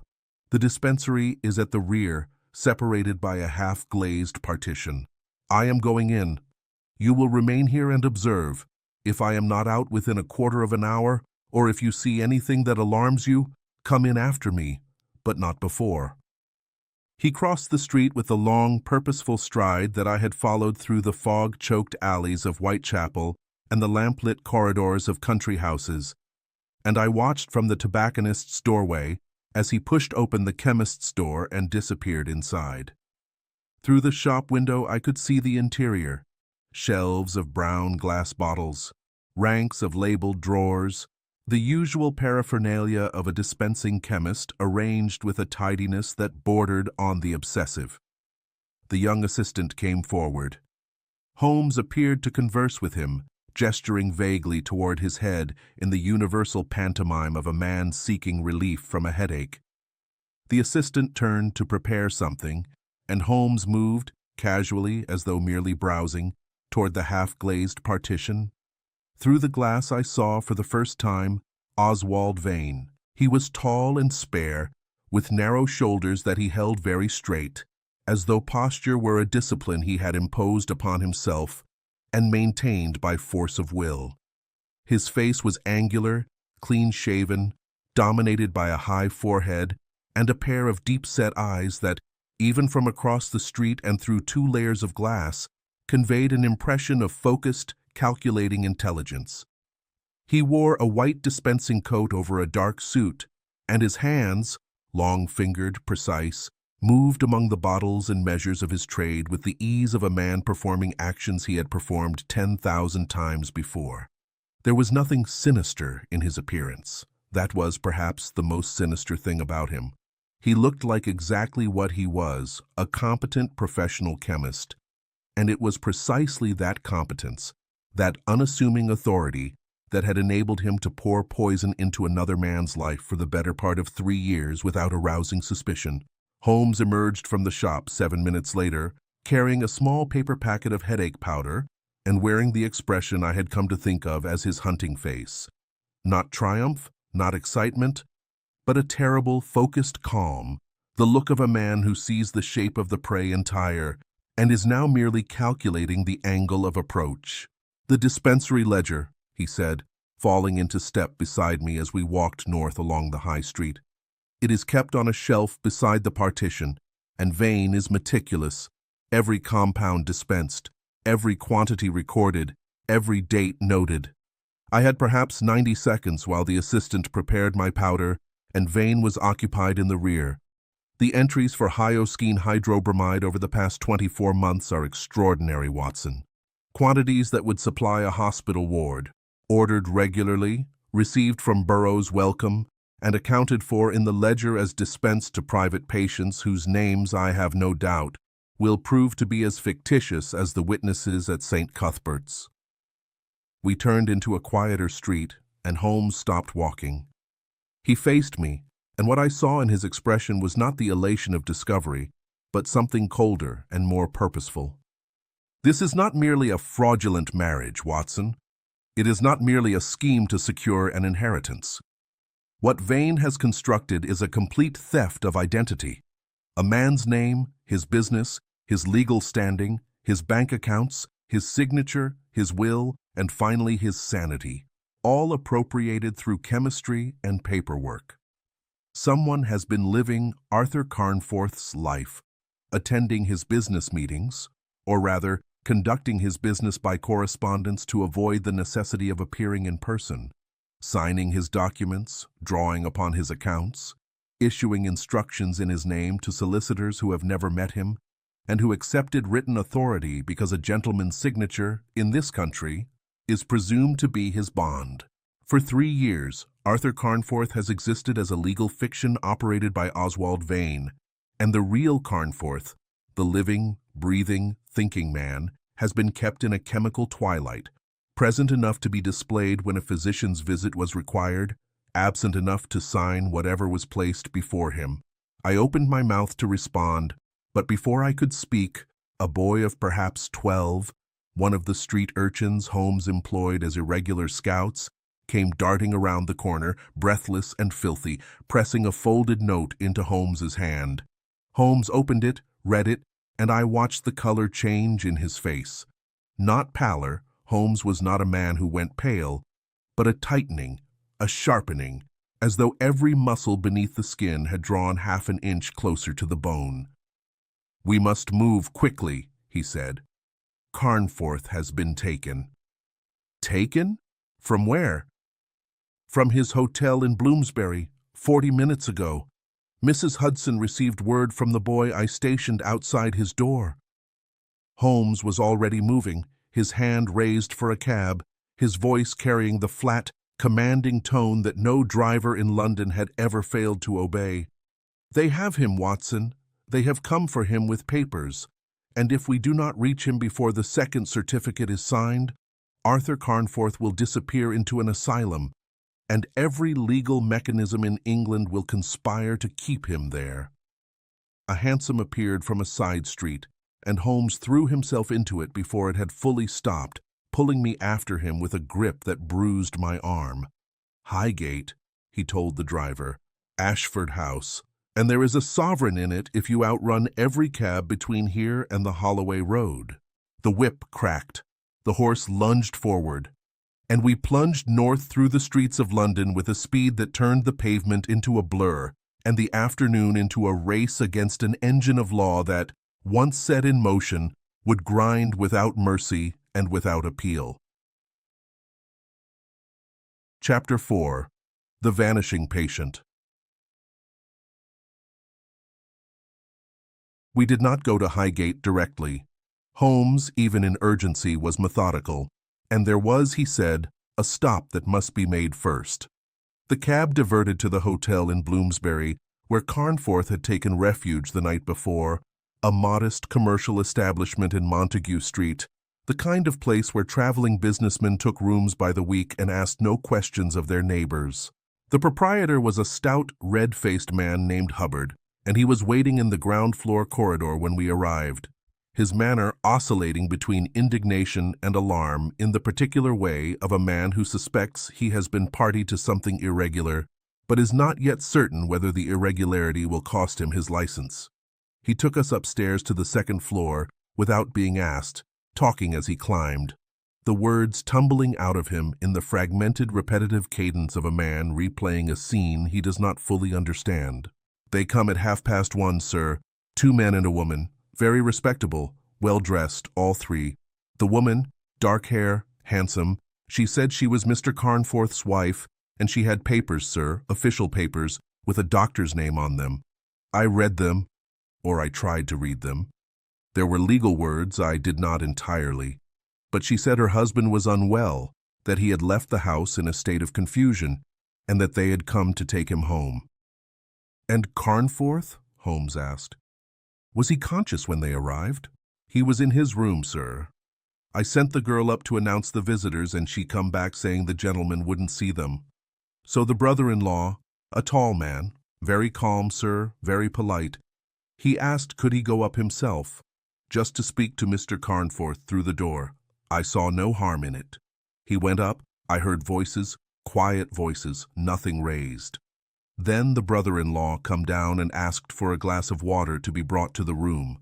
The girl took it up, and not 5 minutes later, the 3 of them come down the stairs with Mr. Carnforth between them, and the gentleman was— he was not right, sir. He was stumbling. His eyes were— I don't know how to say it. His eyes were open, but there was nothing behind them. like a man walking in his sleep. Holmes took the stairs 2 at a time. The room was on the 2nd floor facing the street, a small, plain space with a single bed, a washstand, a chair, and a wardrobe. The bed was disheveled, the coverlet pulled half onto the floor. The chair had been knocked sideways, and on the washstand, beside the basin and ewer, stood a glass of water, 3/4 empty, with a faint, milky cloudiness at the bottom that caught the light from the window. Holmes crossed to it and lifted the glass to his nose. He did not need to speak. The expression on his face confirmed what I already suspected. Hyoscine, I said, in the water, dissolved and delivered by the hotel's own staff, unknowing and entirely innocent. Holmes set the glass down with a care that belied his fury. Vane requested the water. The girl brought it. Carnforth, already frightened, already cornered, drank it because a glass of water is the most innocuous thing in the world, and no man suspects his drinking water of being the instrument of his subjugation. Within minutes, he would have been disoriented, compliant, unable to resist or articulate objection. They walked him out of this hotel in broad daylight, Watson, in front of the proprietor, in front of the staff, and not one person intervened because they carried papers and spoke in calm, reasonable voices, and the man between them was too drugged to contradict them. I stared at the overturned chair and the rumpled bed and the clouded glass, and what I felt was not merely anger but a cold, clarifying revulsion, the recognition that the machinery of Carnforth's imprisonment was not forged from chains or walls, but from precisely calibrated doses of a colorless compound and the impregnable armor of respectability. Holmes turned to Hubbard, who stood in the doorway wringing his hands. "The carriage. Which direction did it go?" "North, sir. I watched from the window. It turned north at the square." Holmes was already past him and descending the stairs. The second certificate. The cab tore north through Bloomsbury and into the gray sprawl of Camden, the driver earning his sovereign with a combination of reckless speed and improbable luck at every crossing. Holmes sat forward on the seat, his hands gripping the rail, his jaw set in a line I had seen perhaps a dozen times in our long association, the expression not of a man in pursuit, but of a man in a race against a mechanism, and mechanisms do not tire, do not hesitate, do not turn aside. "You must understand the architecture of the thing, Watson," he said, and his voice beneath the clatter of hooves and wheels carried the concentrated precision of a lecture delivered at speed. The Lunacy Act of 1890 was designed to prevent precisely what is being done to Carnforth. It was Parliament's answer to decades of scandal, to the wrongful confinements of the 60s and 70s, when wealthy families disposed of inconvenient relatives by paying a pair of compliant physicians to sign certificates of insanity. The act imposed safeguards. A petition from a family member, that is Isabel, or rather Agnes, acting in the role of wife. 2 medical certificates from qualified practitioners who have independently examined the patient. Independent, Watson. That is the word the Act insists upon. Each physician is meant to examine the patient separately, to form an opinion untainted by the others. "Fentham signed the first," I said. "Fentham signed the first, having examined Carnforth in Vane's presence, having observed symptoms he attributed to natural nervous collapse, and having failed to conduct a private interview. His certificate, while technically valid, was obtained through deception. But it exists. It bears his signature, his credentials, his Harley Street address. It looks legitimate because it is legitimate. A genuine medical opinion, genuinely mistaken, genuinely manipulated. And the second?" Holmes's eyes were fixed on the road ahead, tracking our progress as though he could accelerate the horse by force of will. "The second certificate is the one Vane needs now. He cannot return to Fentham. The man has already signed, and the act requires 2 different physicians. He must obtain a fresh examination by a doctor who has never seen Carnforth before. and the most efficient way to do that, the way that requires the least time, the least explanation, and the least scrutiny, is to present the drugged Carnforth directly at the receiving door of a private asylum and have the institution's own medical officer examine him upon admission. The full sickening elegance of the design struck me then with the force of a blow. A man drugged into incoherence, brought to an asylum in the company of a woman claiming to be his wife, accompanied by a petition already bearing one physician's signature. What receiving doctor confronted with this tableau would not examine the patient and find him precisely as the petition described? Confused, agitated, unable to recall basic facts, unable to identify his own wife. The symptoms of hyoscine poisoning were, to any physician unfamiliar with the compound, indistinguishable from the symptoms of acute mania or severe dissociative disorder. The drug did not merely incapacitate Carnforth, it made him look mad. It transformed his body into evidence against his own mind. The asylum, I said. Which one? That is the question. Holmes's fingers drummed once against the rail, a single sharp percussion of thought. There are 4 private asylums within reasonable carriage distance of Bloomsbury that accept urgent admissions: Beresford Lodge in Hampstead, the Cedars in Muswell Hill, Ashford House in Highgate, and Dr. Phelps's establishment in Stoke Newington. Beresford Lodge is well known and closely inspected by the commissioners. Vane would avoid it. The Cedars has been the subject of recent scrutiny in the medical press and would be cautious about accepting new patients without thorough review. Phelps's establishment caters primarily to the indigent and would be socially inappropriate for a man of Carnforth's station, which leaves Ashford House, discreet, respectable, accustomed to receiving patients of means, and sufficiently removed from the center of London to discourage casual inquiry. You are certain? I am reasoning. Certainty will follow or it will not, but every minute spent deliberating is a minute in which a physician at Ashford House may be signing the document that will bury Arthur Carnforth alive. The cab surged through Kentish Town and began the long climb toward Highgate, the houses thinning, the trees thickening, the air growing cooler and carrying the faint autumnal scent of wood smoke and damp earth.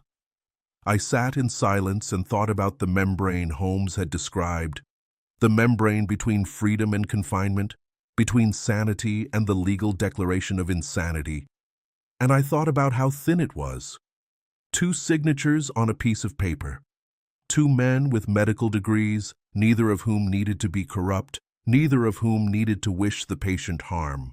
All that was required was that they see what they expected to see, and Oswald Vane had ensured, with the precision of a chemist measuring a dose, that what they saw would confirm what they had been told. The gates of Ashford House appeared on the left, tall iron gates, half open, set into a high brick wall over which the bare branches of mature trees extended like arms. Holmes did not wait for the cab to stop. Ashford House. The grounds of Ashford House were extensive and somberly beautiful, a gravel drive curving through stands of beech and elm, whose bare canopies formed a lattice against the pale October sky. The house itself was Georgian, 3 stories of dark brick with tall windows, many of which were fitted with bars so slender they might almost have been mistaken for decorative ironwork. Almost. A gardener raking leaves beside the drive glanced up as we passed, and then returned to his work with the studied incuriosity of a man employed in a place where the arrival of agitated visitors was not remarkable. Holmes mounted the front steps and pulled the bell with a force that suggested he was restraining himself from pulling the door off its hinges. A manservant answered, gray-haired, impassive, accustomed to authority. And Holmes presented his card with an instruction that Dr. Briggs should receive him immediately on a matter concerning the Lunacy Commission. It was a bluff. Holmes had no standing with the commission, no warrant, and no legal authority to demand anything.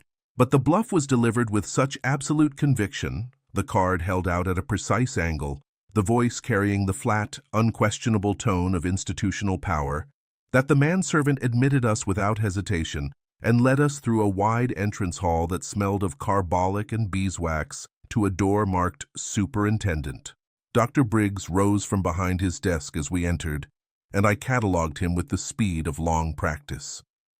He was 50, perhaps 55, with a neatly trimmed beard running to gray and the careful, slightly harried manner of a man who managed a complex institution and lived in perpetual awareness that any misstep might draw the attention of the commissioners.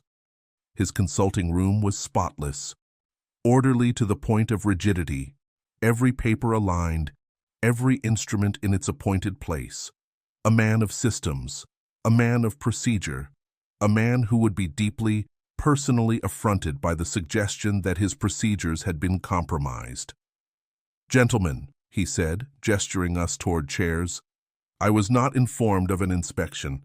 I should say that our records are entirely—" "This is not an inspection, Dr. Briggs." Holmes remained standing. The effect, deliberate, I had no doubt, was to force Briggs to look upward, to shift the geometry of the encounter from collegial to interrogative. "I am here regarding a patient admitted to your care within the past 2 hours, a Mr. Arthur Carnforth. He was brought to you by a woman identifying herself as his wife and a man named Oswald Vane." The color that rose in Briggs's face was informative. It was not the flush of guilt, but the deeper, more complicated red of a man caught between his procedures and an unexpected challenge to them. "Mr. Carnforth was admitted at approximately 2:30, yes. The documentation was in order. A petition signed by Mrs. Carnforth, accompanied by a medical certificate from Dr. Fentham of Harley Street. My own medical officer, Dr. Staines, has examined the patient and found his condition consistent with the certificate. The second certificate is being prepared. Has Dr. Staines signed it? I believe he is completing his assessment at this moment." Holmes took one step closer to the desk.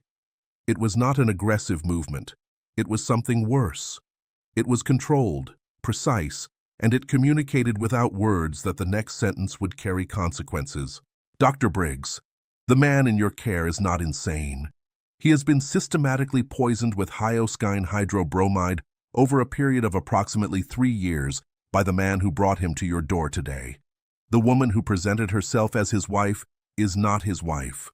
She is a former actress named Agnes Tully, participating in a conspiracy to defraud Mr. Carnforth of his estate. The medical certificate you hold was signed by a physician who was deceived. The petition was filed by a woman with no legal standing.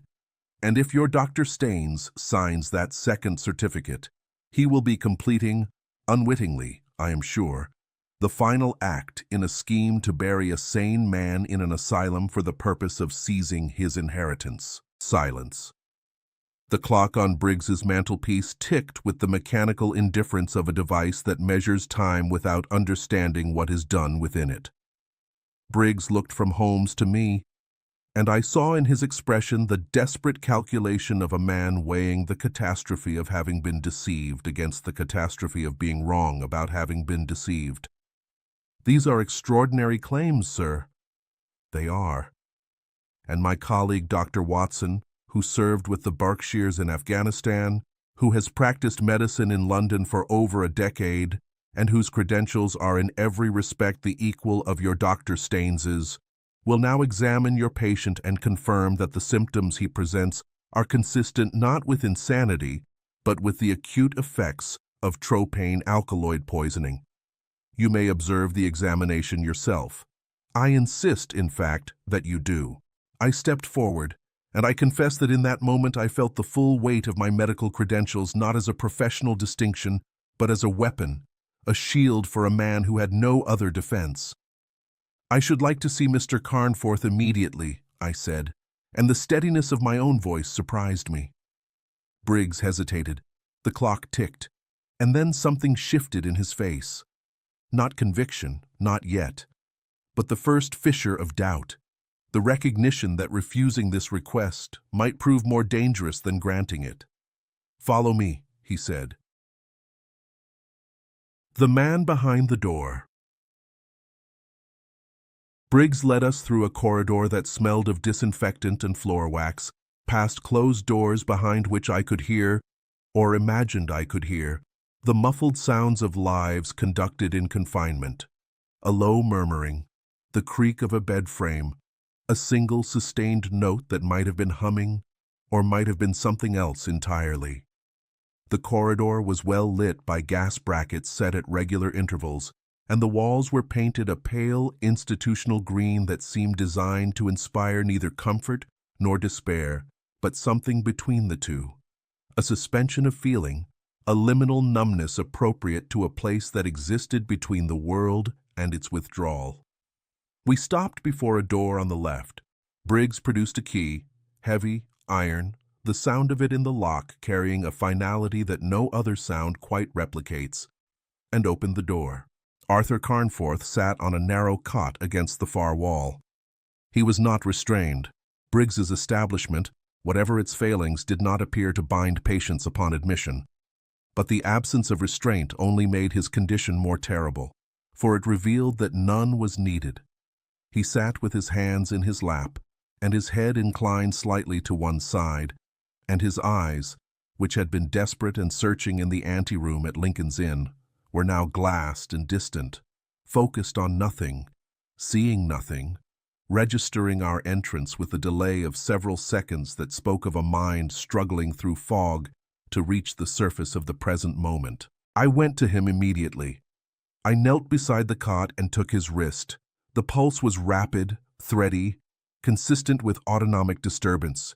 His skin was dry and warm. I tilted his face toward the gaslight and examined his pupils.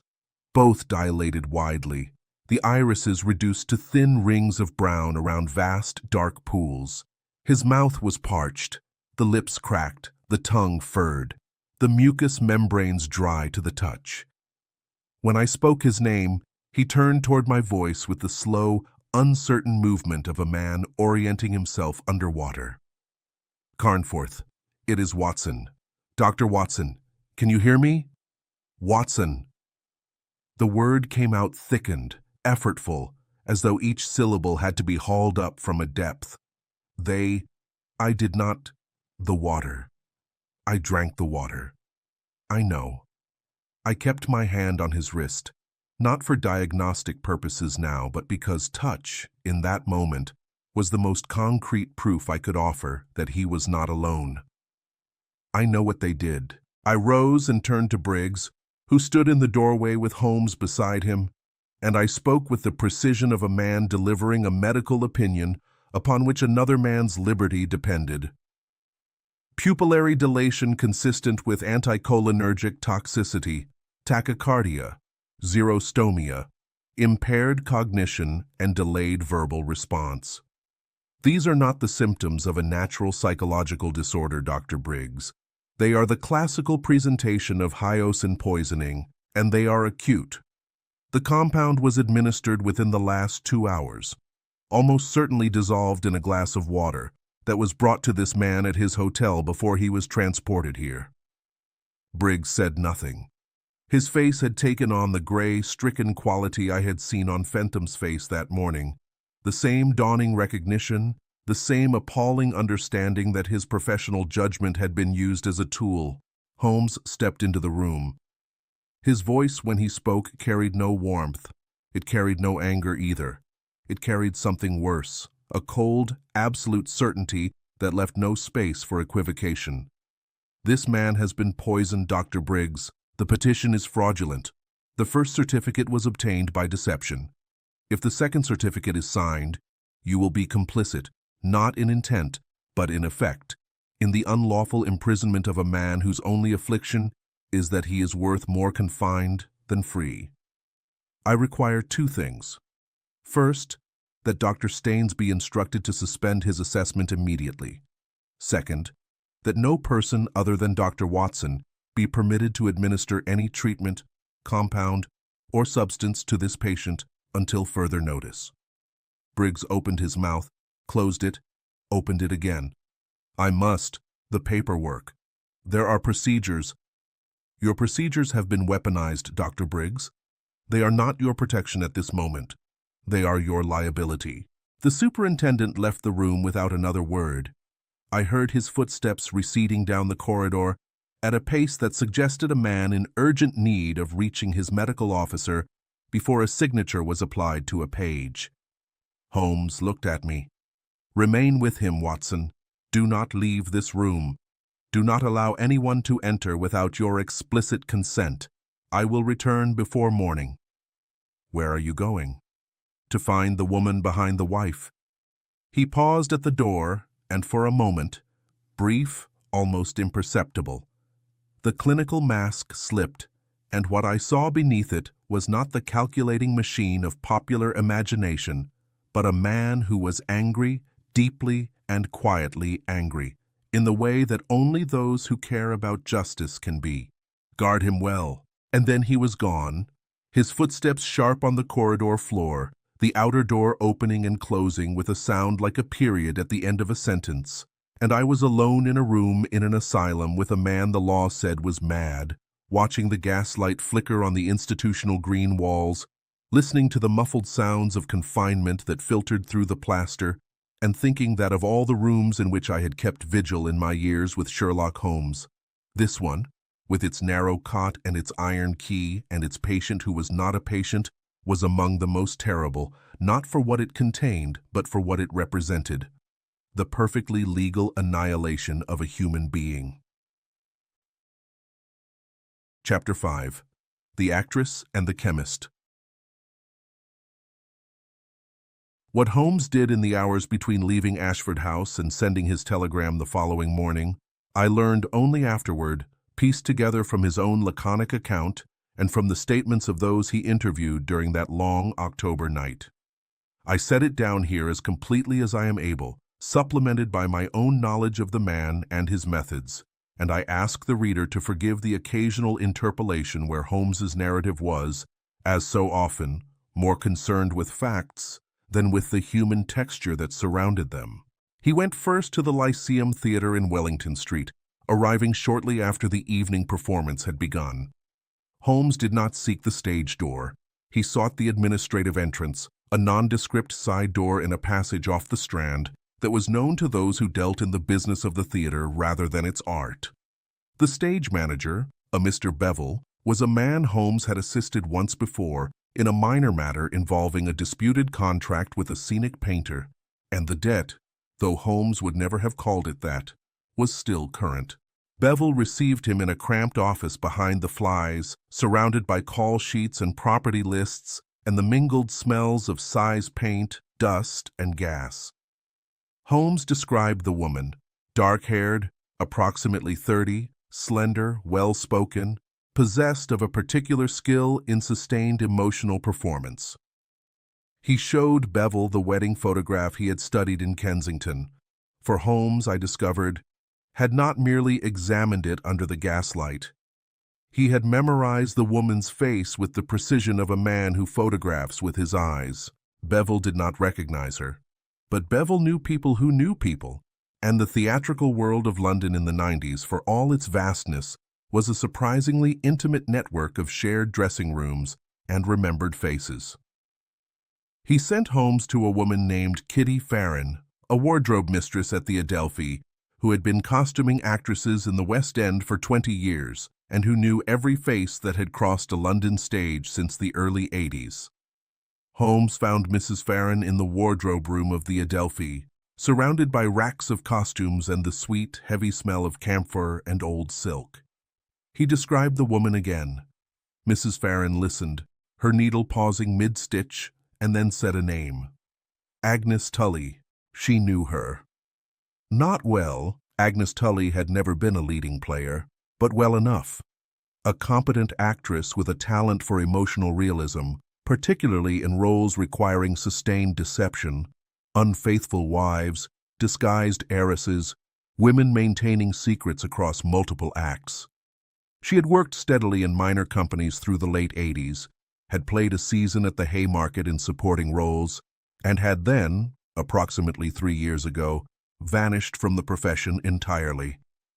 Mrs. Farron had assumed she had married, or taken a position as a governess, or done any of the things that actresses of moderate talent and declining prospects did when the stage no longer sustained them. She had not assumed anything sinister. Why would she? Holmes asked whether Agnes Tully had any known associates outside the theater. Mrs. Farren considered. There had been a man, she could not recall the name, who had attended performances and waited at the stage door. Tall, thin, precise in his manner. Not an actor. Not a theater man at all. A professional of some kind. Mrs. Farren had seen them together in a public house near the Strand, and her impression, formed with the instinct of a woman who had spent her life observing people for a living, was that the relationship was not romantic, but transactional. He spoke, and she listened. He directed, and she performed. It was, Mrs. Farren said, like watching a rehearsal without a script. Holmes thanked her and departed into the night. In his coat he carried the name, and in his pocket he carried a playbill Mrs. Farren had produced from a drawer, a program for a Haymarket production of Lady Dorrington's Secret, dated 1889, upon which the cast list included, in a minor role, the name Agnes Tully. Beside the name, in the custom of the cheaper programs, was a small photographic likeness, the face faintly younger, the hair differently arranged, but unmistakably, irrefutably, the face of the woman who had stood in the drawing room at Merton Crescent and called Arthur Carnforth darling. Section 5.2. The Inheritance. Holmes's next visit was to the chambers of Moorcroft and Liddell in Gray's Inn. The legitimate solicitors who had served the Carnforth family before Arthur's disappearance into the chemical twilight Vane had constructed for him. Mr. Moorcroft the elder, for the firm's founding partner was still active, a man of 70 with the sharp mind and long memory that characterize solicitors who have survived decades of other people's troubles, received Holmes despite the late hour.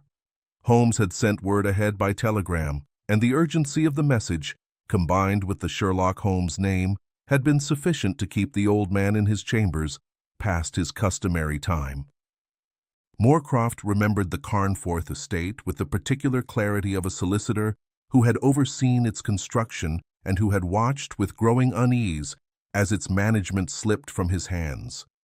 The late Mr. James Carnforth, Arthur's father, had built a substantial fortune in the textile import trade, specializing in Indian cotton and silk. He had died in 1889, leaving the estate in a trust of somewhat unusual design. The principal sum, Moorcroft did not name the figure, but his manner suggested it was considerable, was to be held in trust and managed by the firm until one of two conditions was met. The first, Arthur's marriage, at which point the trust would dissolve and the full estate would pass to him and his wife jointly. The second, a finding of legal incapacity, at which point control of the estate would pass to his nearest legal relation, which, in the absence of siblings or living parents, would mean his spouse, if married, or the Crown, if not. Holmes asked the obvious question. Had Moorcroft been contacted regarding the marriage? He had not. That was the source of his unease.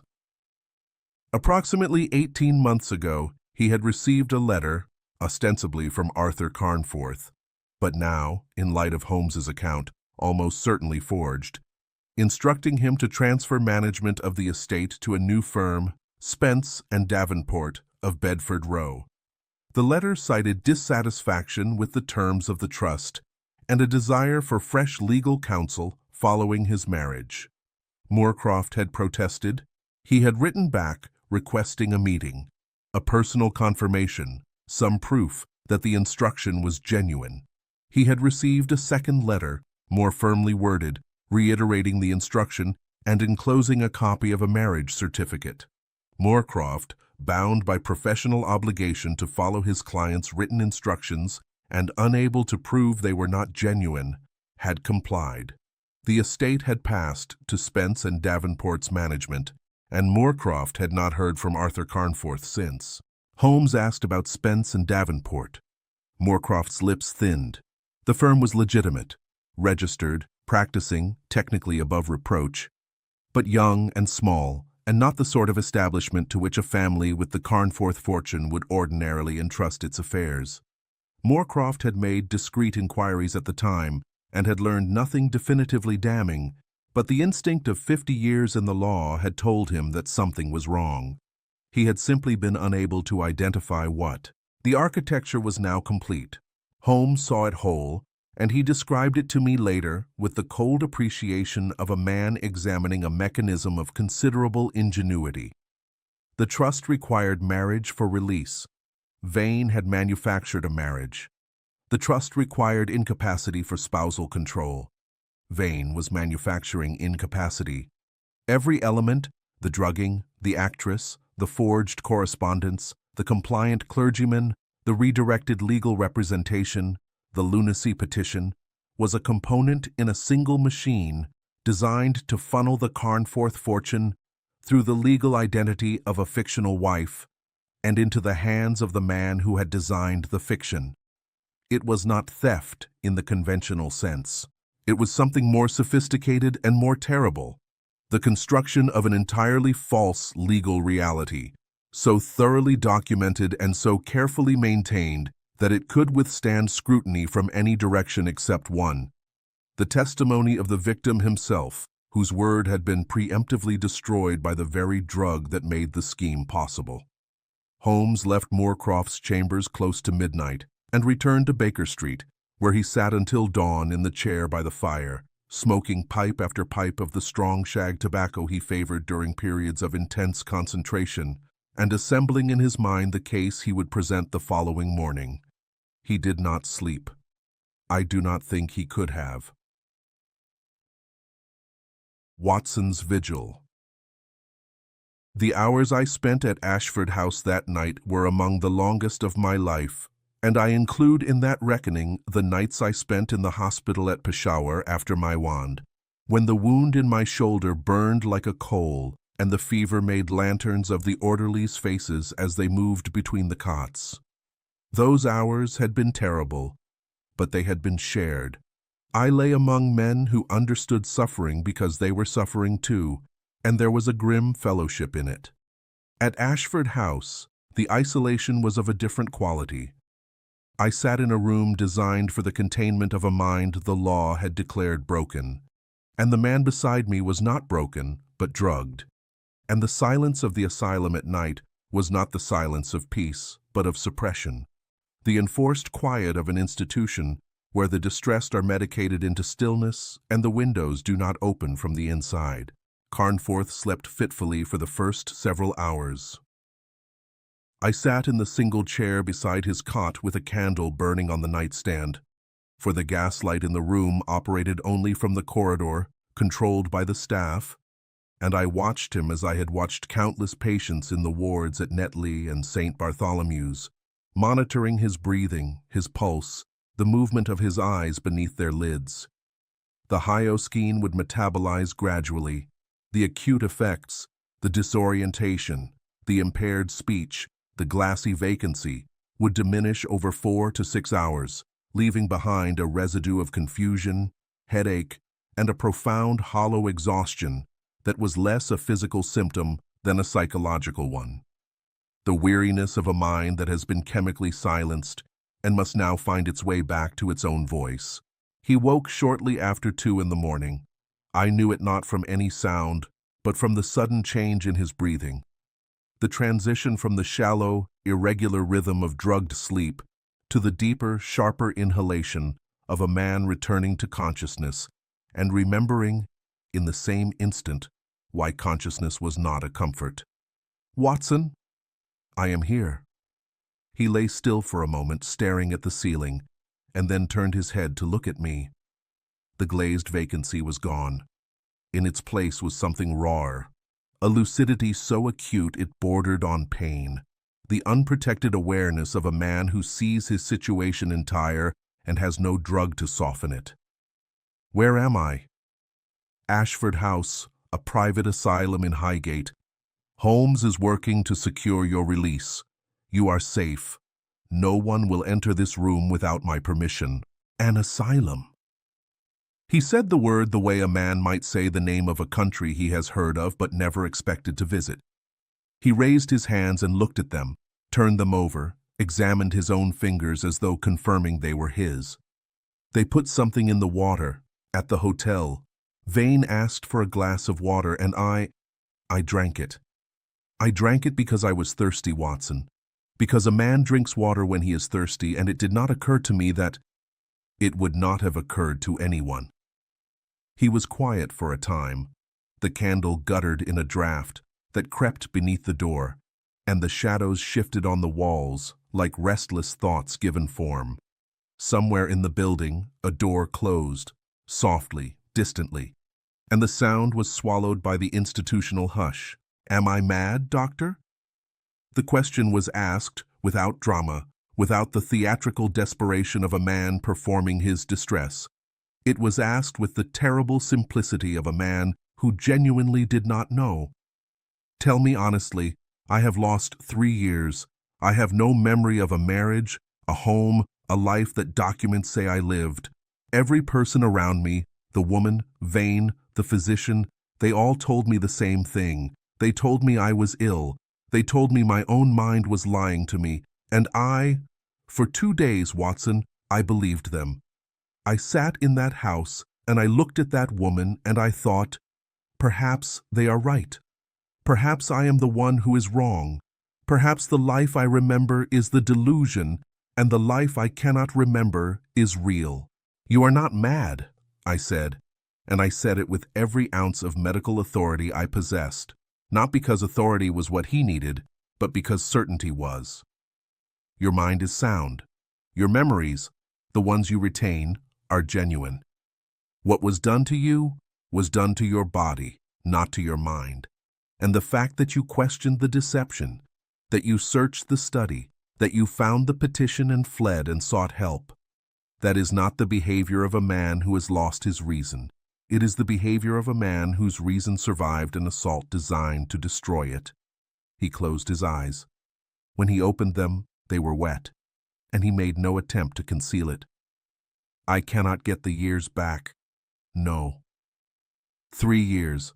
I was 32 when it began. I am 35 now. 3 years of my life that simply do not exist, not forgotten, not misremembered, simply absent, as though someone had cut pages from a book and stitched the binding shut." I did not respond immediately, because there was nothing I could say that would restore what had been taken, and I have never believed in the utility of false comfort. I thought instead of my own gaps, the fever-blurred weeks after my want, the lost days when my body had lain in a hospital cot while my mind wandered through corridors of delirium that I would never fully recall. My loss was smaller, and it had been inflicted by disease and the enemy's bullet rather than by the calculated malice of a man I trusted. But I understood something of what it meant to reach for a memory and find only silence, to know that a portion of one's life had been lived and lost, and that the self who had inhabited those missing hours was gone beyond retrieval. "Carnforth," I said at last, "the pages may be cut, but you are still the book." He looked at me, and something in his expression shifted. Not hope, not yet, but the precursor to hope. The first faint recognition that survival was possible even if restoration was not. We sat together in the candlelight, 2 men in a locked room in an asylum, and we did not speak again for some time. Outside the barred window, the sky above Highgate was black and starless, and the October wind moved through the bare branches of the beeches with a sound like whispered conversation in a language neither of us understood.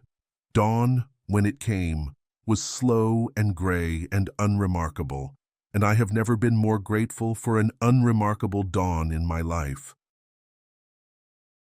The trap is set. The telegram arrived at 7 minutes past 6, brought to the room by a night attendant who had been instructed by Dr. Briggs to deliver any messages for me without delay.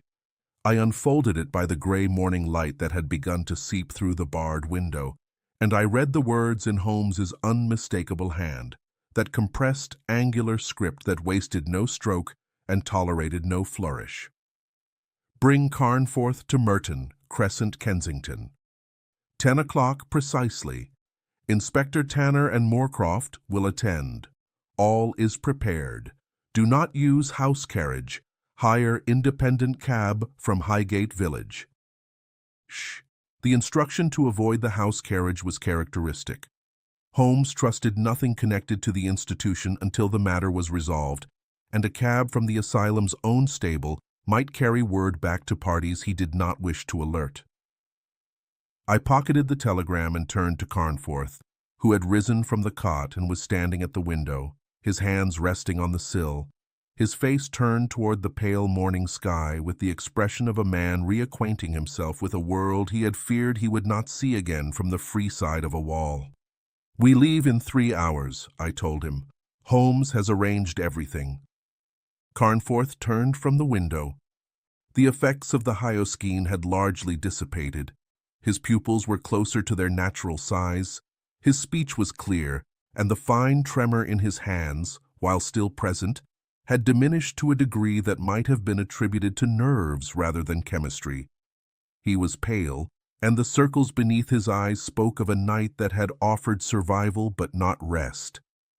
Yet there was something in his bearing that had not been there in the anteroom at Lincoln's Inn, a quietness that was not passivity but resolution, the stillness of a man who has passed through the worst of what he feared and discovered that he is still, recognizably, himself. "What will happen?" he asked. "I do not know the details.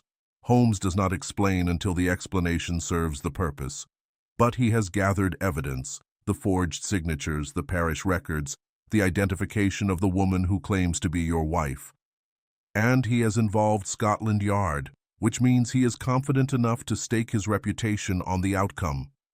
And Vane? Vane will be there. Holmes would not set this stage without its principal actor.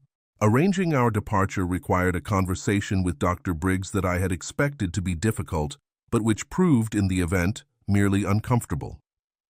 Briggs met me in his consulting room at 8 o'clock, freshly shaved but bearing the unmistakable signs of a man who had not slept well.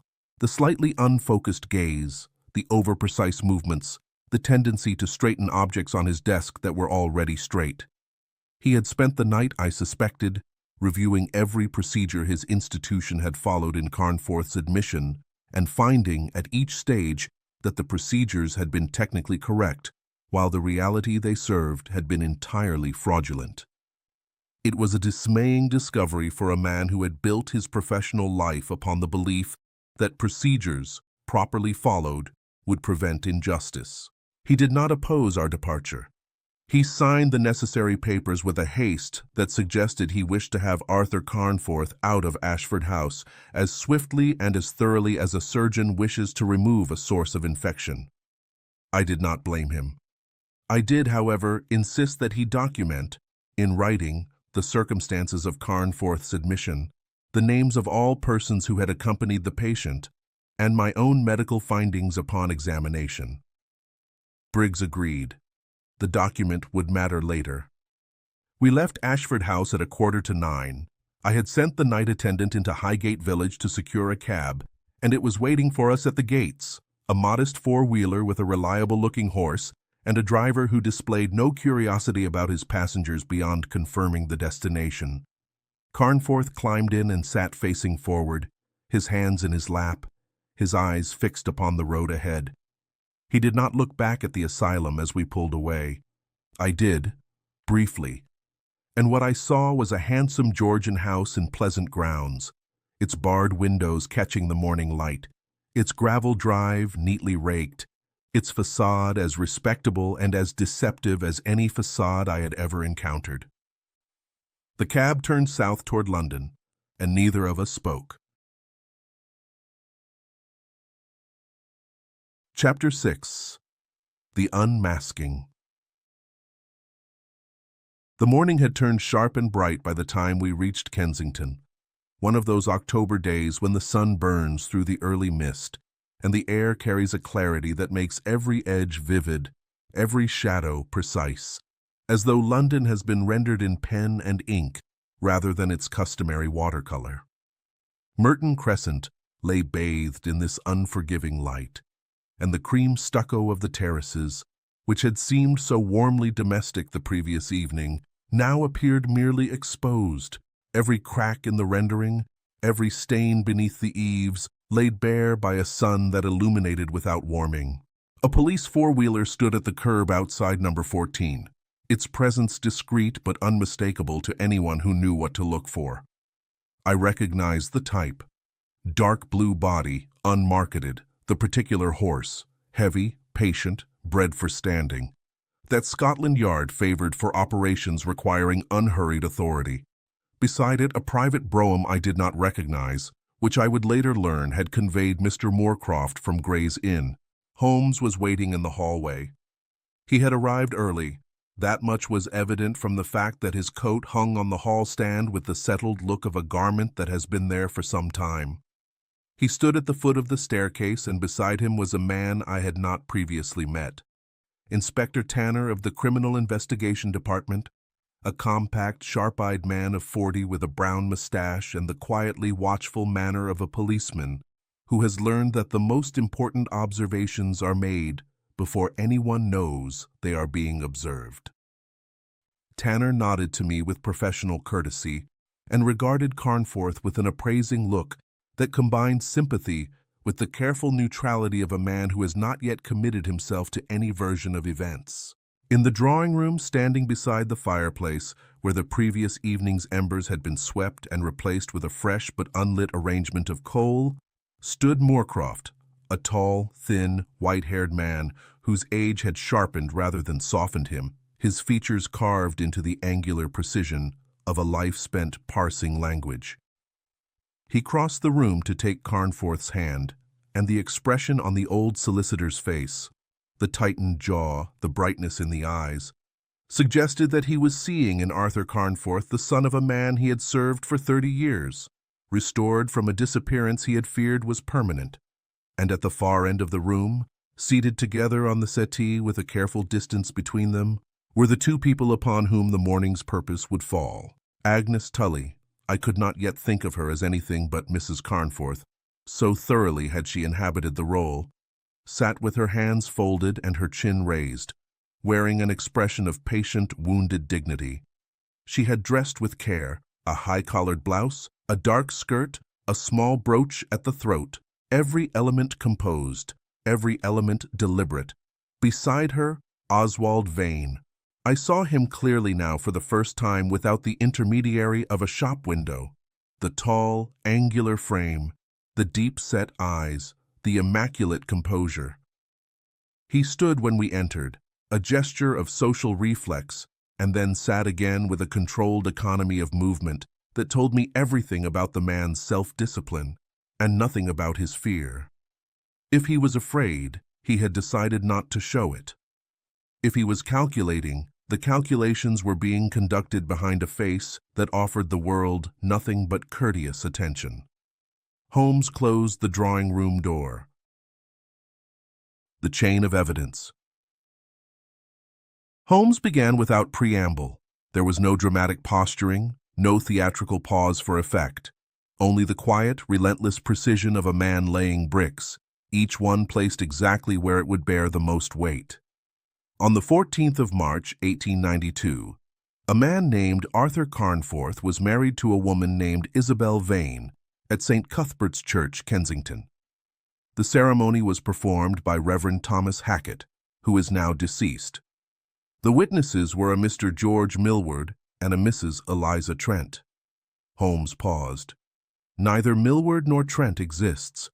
I have searched the census records, the electoral rolls, the parish registers, and the trade directories for every London borough. The names are inventions, placeholders in a register, designed to satisfy the legal requirement for witnesses while ensuring that no living person could later be found to testify about what they saw. Agnes Tully's expression did not change. Vane's did not change. But I was watching Vane's hands, which rested upon his knees, and I saw the right thumb press once, hard, against the fabric of his trousers. The clergyman who performed the ceremony was elderly, in poor health, and had been the recipient of recent gifts and donations from Mr. Oswald Vane, a man who, until the weeks preceding the wedding, had no connection to St. Cuthbert's parish. Holmes withdrew a folded document from his coat. The sexton, Mr. Josiah Cope, recalls the ceremony clearly. He describes the groom as appearing, in his words, as though he were walking in his sleep. The groom was supported on each arm as he entered the church. The groom's eyes were, I quote, empty. The entire party arrived and departed in a private carriage without guests, without family, and without the groom demonstrating, at any point during the ceremony, the faculty of independent volition. Holmes set down the first document and took up a second, the playbill from the Haymarket, 1889. He opened it to the cast page and held it up so that every person in the room could see the small photographic likeness beside the name Agnes Tully. The woman who has been living in this house and presenting herself as Isabel Carnforth is Agnes Tully, a former actress of the London stage. She is not Oswald Vane's sister. She has no legal, familial, or legitimate connection to Arthur Carnforth. The marriage certificate is technically valid in that it was performed by an ordained minister and recorded in a parish register, but the groom was incapable of consent, a fact I shall address momentarily. And the identity of the bride was fraudulent. I watched Agnes as the playbill was displayed. The patient, wounded dignity held admirably for perhaps 3 seconds, and then it fractured. Not dramatically, not in the manner of a woman overcome by emotion, but in a small, involuntary way. Her eyes moved to Vane. It was a quick, darting glance, the reflex of a performer looking to the director for instruction, and it told me more than any confession could have, because it revealed the hierarchy. She was not the architect. She was the instrument. And in the moment of crisis, her instinct was not to defend herself, but to seek guidance from the man who had guided her from the beginning. Vane did not return the glance. He sat perfectly still, his eyes on Holmes, his face a mask of attentive composure that concealed, I was now certain, a mind working at full speed behind it. Holmes produced the 2 letters he had taken from the study, the business correspondence and the instruction to the solicitor. These documents bear signatures purporting to be Arthur Carnforth's. They are forgeries. The descenders are too shallow, by approximately 1/16 of an inch. The pressure is uniform throughout, inconsistent with natural handwriting and consistent with careful reproduction by a practiced hand. Similar forgeries appear on bank authorizations, legal correspondence, and a letter redirecting the management of the Carnforth estate from Moorcroft and Liddell to Spence and Davenport. He turned to Moorcroft. "You received that letter, Mr. Moorcroft?" "I did," the old solicitor said, and his voice shook with a fury that his professional bearing could barely contain. "And God help me, I acted upon it." "You acted upon it because it was convincing." "It was convincing because it was the product of sustained practice and access to samples of Mr. Carnforth's genuine handwriting. Samples readily available to a person living in his house, managing his papers, and conducting his business by post." Holmes set down the letters and withdrew the final item, the small paper packet from his chemical apparatus, containing the residue from Carnforth's handkerchief. Hyoscine hydrobromide, an alkaloid compound available through any well-stocked dispensary and particularly accessible to a pharmaceutical chemist who orders it in quantities that far exceed the demands of his legitimate practice. This compound was administered to Arthur Carnforth over a period of approximately 3 years, maintaining him in a state of chronic intoxication that impaired his ability to form new memories, rendered him susceptible to suggestion, and, when presented to a physician for examination, produced symptoms indistinguishable from those of natural insanity. He stopped. The room was silent. The unlit coal in the fireplace seemed, in the stillness, like a monument to warmth withheld.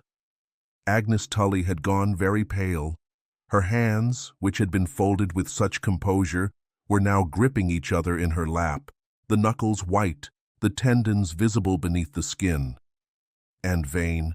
Vane looked at Agnes at last, and I saw in that look not concern, not solidarity, not the shared understanding of conspirators facing the consequences of their conspiracy, but something colder. Appraisal. The quick, dispassionate assessment of a man calculating which components of his machine were still functional and which had become liabilities. Agnes saw it too. I watched her recognize it, the understanding passing across her face like a shadow, and in that moment, the alliance between them, whatever it had been built upon, began to dissolve. The villain speaks. I have set down, in the course of these chronicles, the words of many men confronted with the evidence of their crimes. Some have wept, some have raged, some have collapsed into the particular silence of those who have no defense and know it. Oswald Vane did none of these things. He rose from the settee with the unhurried composure of a man called upon to speak at a professional gathering, and he addressed the room in full, measured sentences, and what he said was, in its way, more disturbing than any confession I have ever recorded, because it was not a confession at all. It was an argument. You have established the facts, Mr. Holmes, and I will not insult your intelligence or my own by disputing them. The compound was administered. The marriage was arranged. The documents were prepared. The committal was initiated. These things are true. I do not deny them. He paused, and his hands, which had been still, came together behind his back in the posture of a lecturer organizing his thoughts. But you have established the facts without understanding them, and I would ask, as a matter of intellectual honesty, not of legal defense, that you hear why they were necessary. Holmes said nothing. His silence was permission, or perhaps it was strategy. The silence of a man who knows that a villain explaining himself will always reveal more than he intends. I worked for James Carnforth for 11 years, Vane continued. I managed his accounts. I coordinated his suppliers. I understood his business as thoroughly as any man alive, and I admired him, not merely as an employer, but as a man who had built something of genuine worth through discipline and intelligence. When he died, his estate, the product of 30 years of work, passed to his son, his only son. He turned to look at Arthur Carnforth, and there was in his expression a contempt so long cultivated it had become structural, not an emotion but a feature, as fixed as the bones of his face. Arthur Carnforth is a wastrel, Mr. Holmes. I use the word precisely.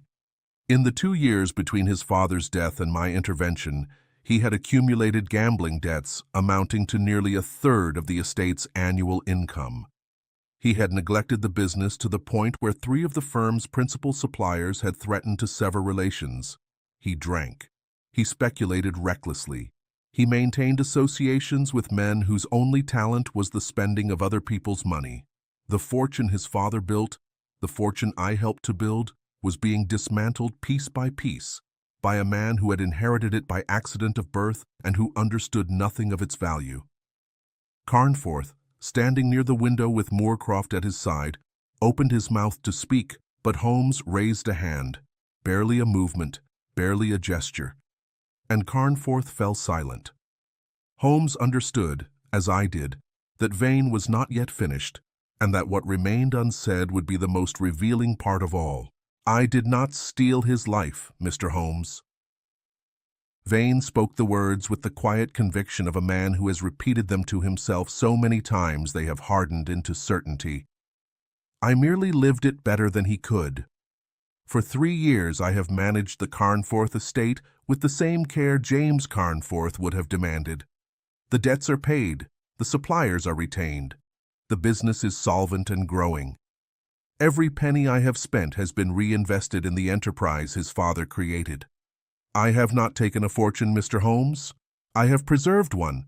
I have done what the heir could not and would not do, and if the method was unconventional, the result speaks for itself. The room absorbed this in silence.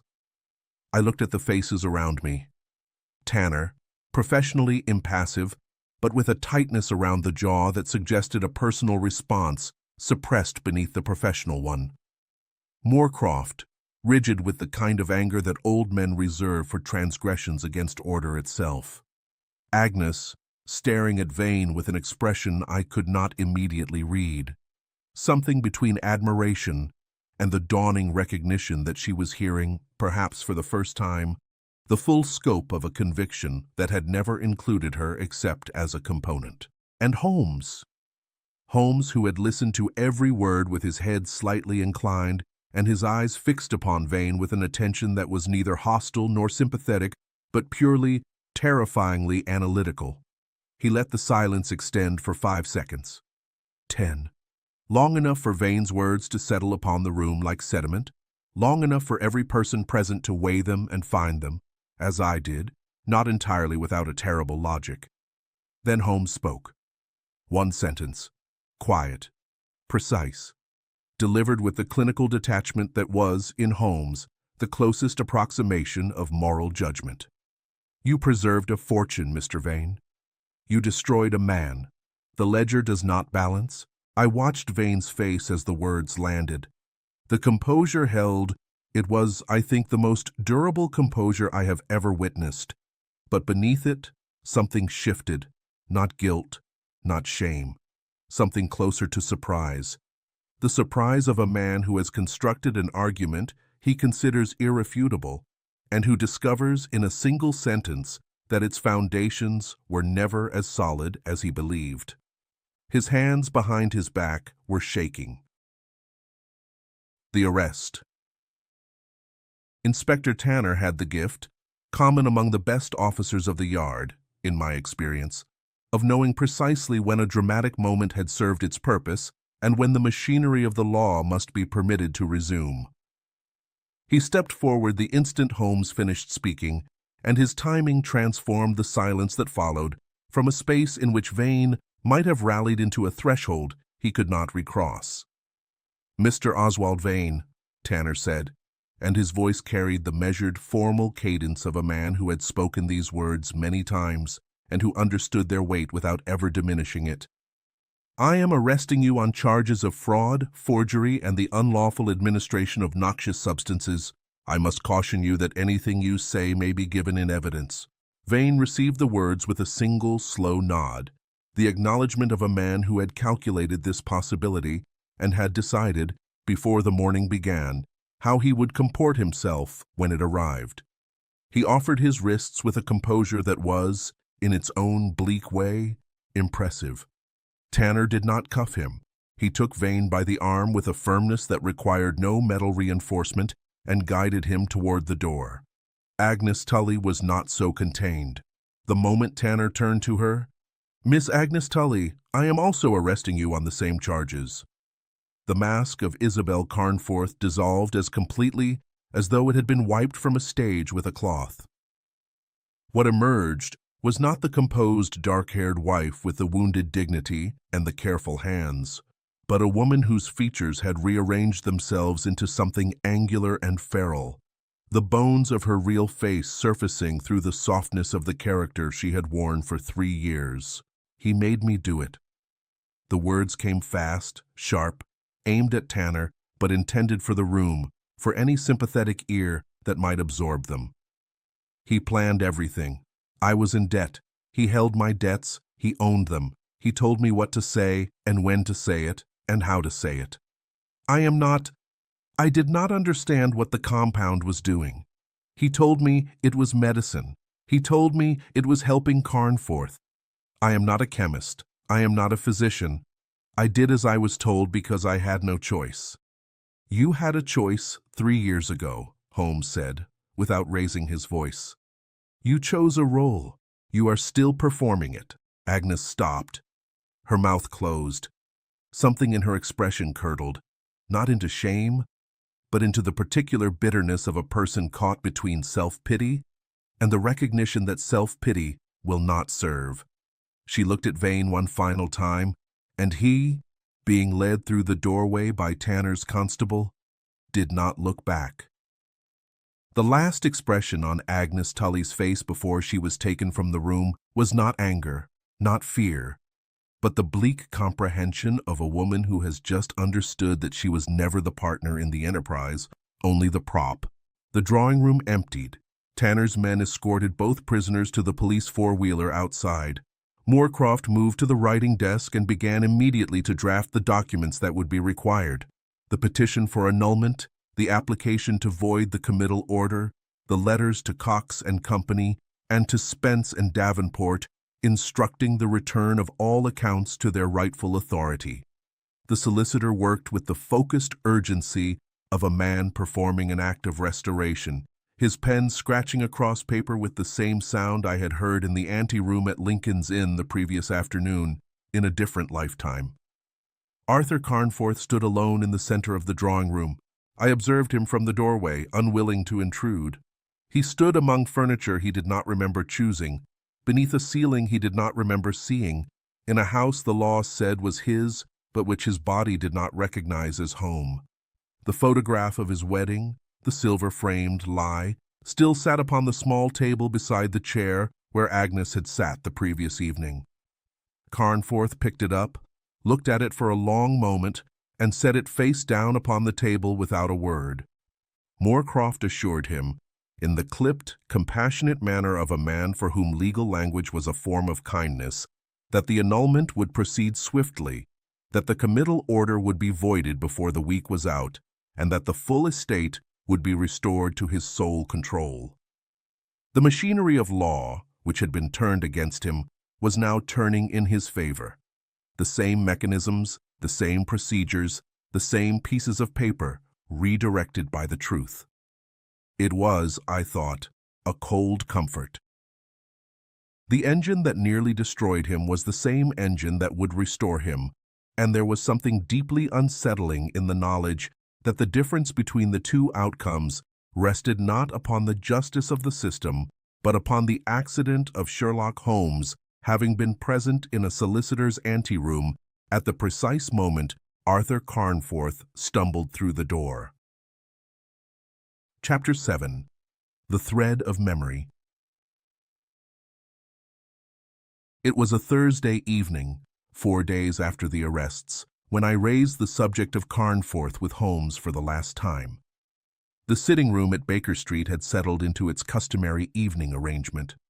Fire laid and burning, the gas turned low. Holmes in his chair with a pipe and a monograph on soil analysis, I in mine with the evening edition of the Standard, which I was not reading so much as holding before me as a screen behind which to organize my thoughts.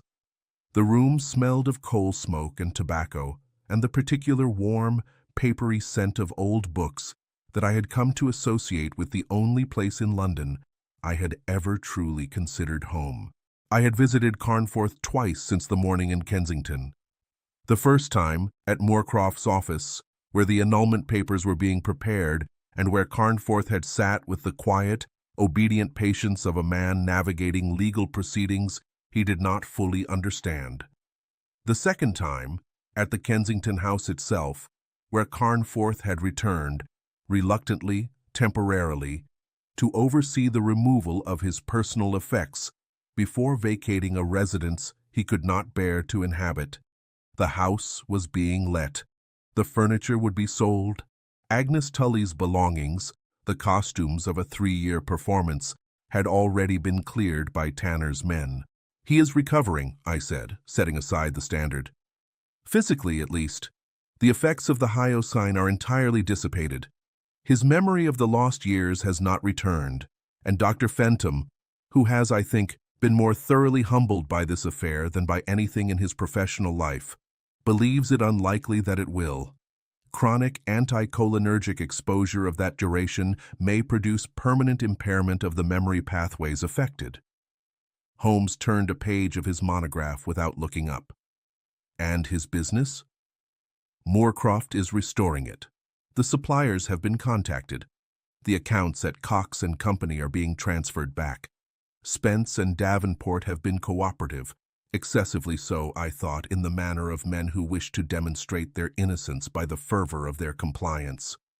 They were dupes, competent solicitors, inadequately curious, They will survive professionally, though I doubt they will sleep comfortably for some months.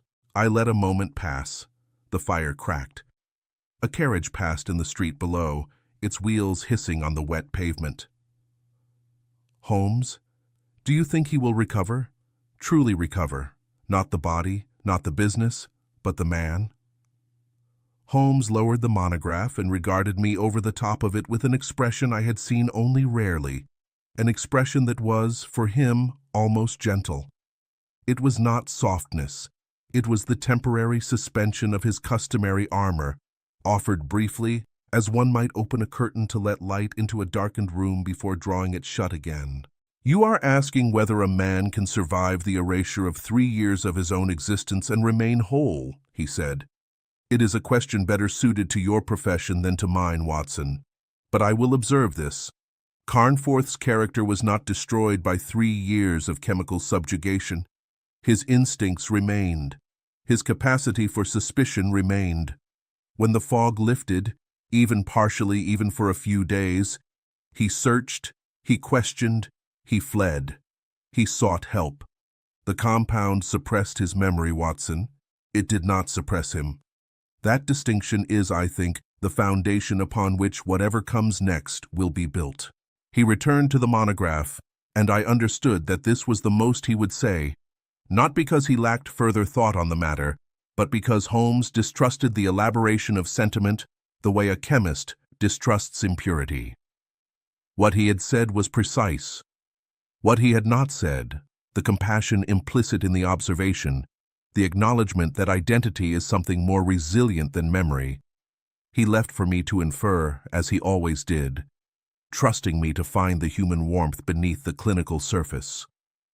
I sat for some time after that, watching the fire and thinking not of Holmes's words, but of Vane's.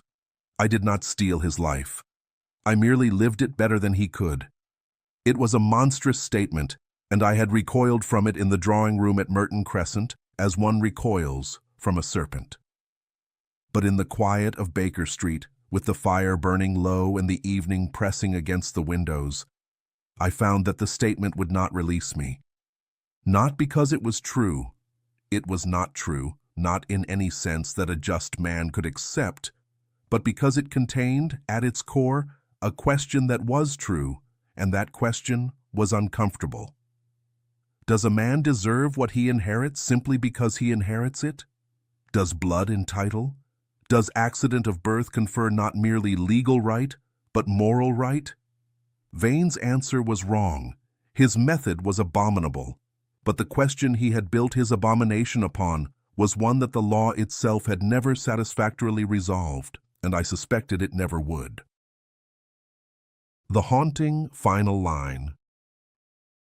I called upon Arthur Carnforth 3 weeks after the conclusion of the affair, on a November afternoon when the light was already failing, and the trees along the Hampstead lanes stood bare against a sky the color of pewter. He had returned to his father's house, the house he remembered, the house in which his last clear memory before the chemical darkness had been formed. And it was there that I found him, in a study that smelled of pipe tobacco and old wool, surrounded by the accumulations of a life that had been interrupted and was now, haltingly, being resumed. He looked better.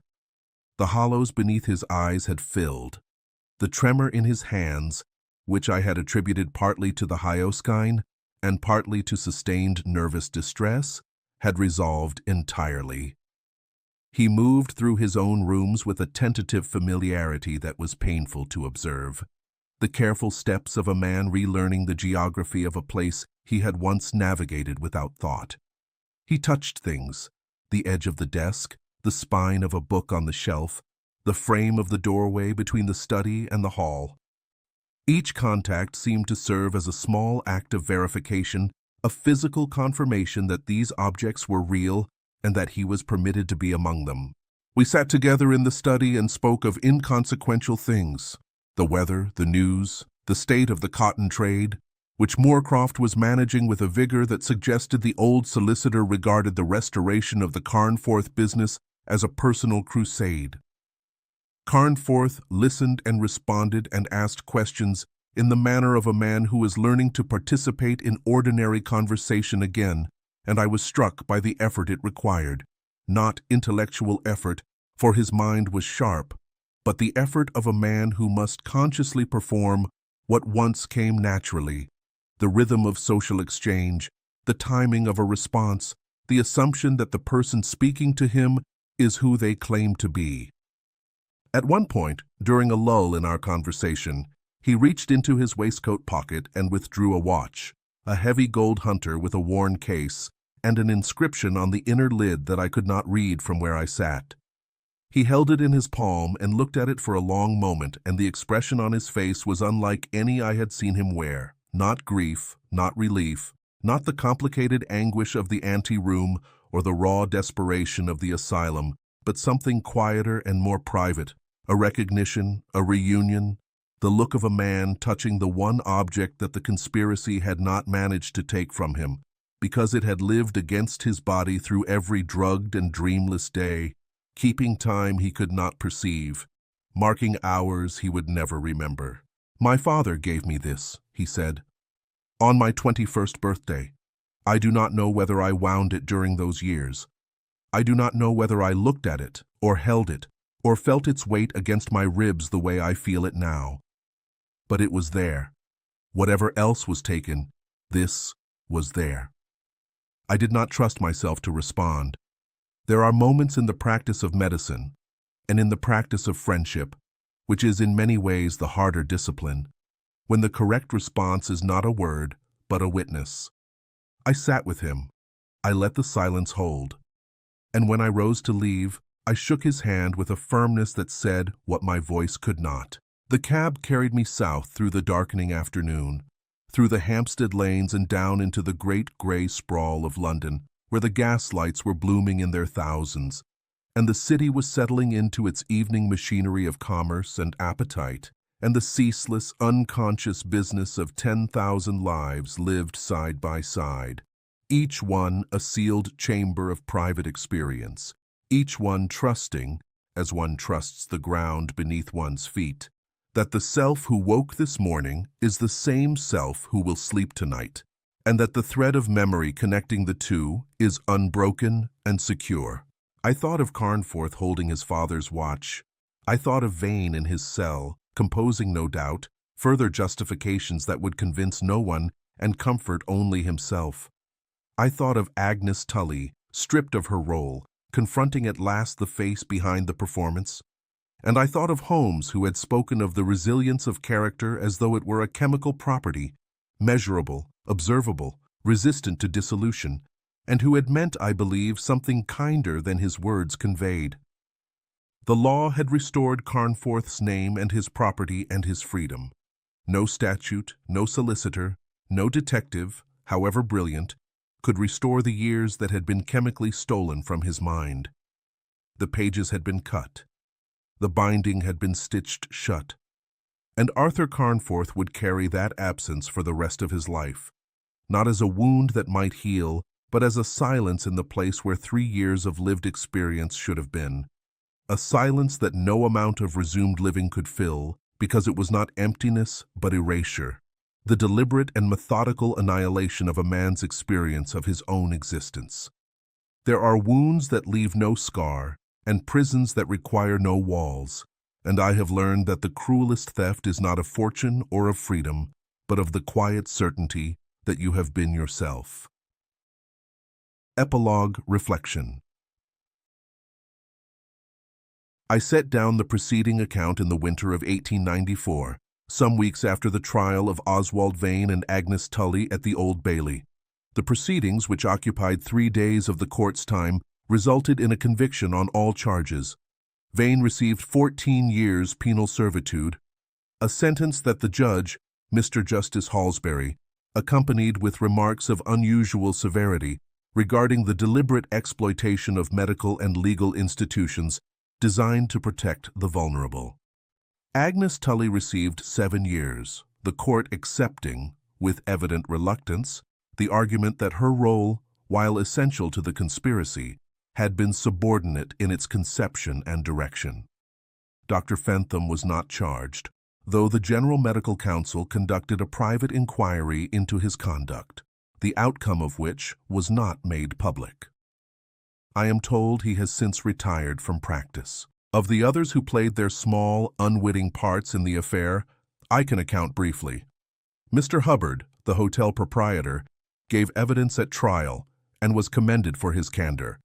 Dr. Briggs of Ashford House cooperated fully with the investigation and instituted, I am informed, a new protocol requiring that all incoming patients be examined by the institution's medical officer in complete isolation from accompanying parties, a reform that, if it prevents even one repetition of what was done to Carnforth, may stand as the single good thing to emerge from an otherwise entirely wretched business. The sexton, Josiah Cope, testified with the plain, unshakable honesty of a man who has spent his life among the dead and sees no reason to deceive the living. The firm of Spence and Davenport was cleared of complicity but dissolved voluntarily within the month, an outcome that suggested the partners' consciences, if not their conduct, had been found wanting. Holmes never spoke of the case again after the trial. This was not unusual. He filed completed investigations in his memory as a clerk, files correspondence, retrievable if needed but not dwelt upon. And yet I sensed, in the weeks that followed, a preoccupation that I could not attribute to any active matter. I observed him on several evenings studying the agony columns of the daily papers, not the personal advertisements that occasionally brought clients to our door, but the smaller notices, the miscellaneous appeals that occupy the lowest columns of the back pages, inquiries after missing persons, requests for information regarding individuals last seen in particular places at particular times, the quiet, desperate advertisements of families searching for people who have vanished from their lives without explanation. He read these with an attention that went beyond professional interest. He read them the way a man reads who has been given reason to wonder how many other Arthur Carnforths might exist, how many men and women might be living at this very moment in chemical twilight or institutional confinement, or the carefully maintained fiction of a life that is not their own, their absence unnoticed, their silence mistaken for consent, their identities worn by strangers who have calculated, with the cold precision of an Oswald Vane, that a stolen life is worth more than the person it was stolen from. I did not ask him what he was looking for. I did not need to. The answer was in the way he folded the newspapers when he was finished, not carelessly, as was his habit, but deliberately, with the careful alignment of a man preserving a document he intends to return to. He was looking for the ones who had not yet stumbled into a solicitor's anteroom at the right moment. He was looking for the ones who had no homes. I close this manuscript with the image that has remained with me most persistently since the affair's conclusion. Not the drawing-room confrontation, not the asylum vigil, not even the small, devastating moment of the bedroom door, but something quieter. It is the image of Arthur Carnforth standing in his father's study in Hampstead, holding a gold pocket watch in his open palm, feeling its weight, hearing its ticking, and knowing that this one small object had accompanied him faithfully through 3 years he could not remember, keeping time in the darkness, measuring the hours of a life that was being lived without him, beating steadily against his ribs like a second heart that refused, despite everything, to stop. London continued outside the window of our sitting room in Baker Street, as it always did, vast, indifferent, magnificent in its disregard for the individual tragedies conducted within its borders. The gas lights burned, the cabs clattered, the river moved beneath its bridges toward the sea, and somewhere in the margins of that immense, teeming, heedless city, in the small print of the agony columns and the silence of rooms no one thought to enter, other lives waited, patient, buried, unremembered, for someone to notice they were gone.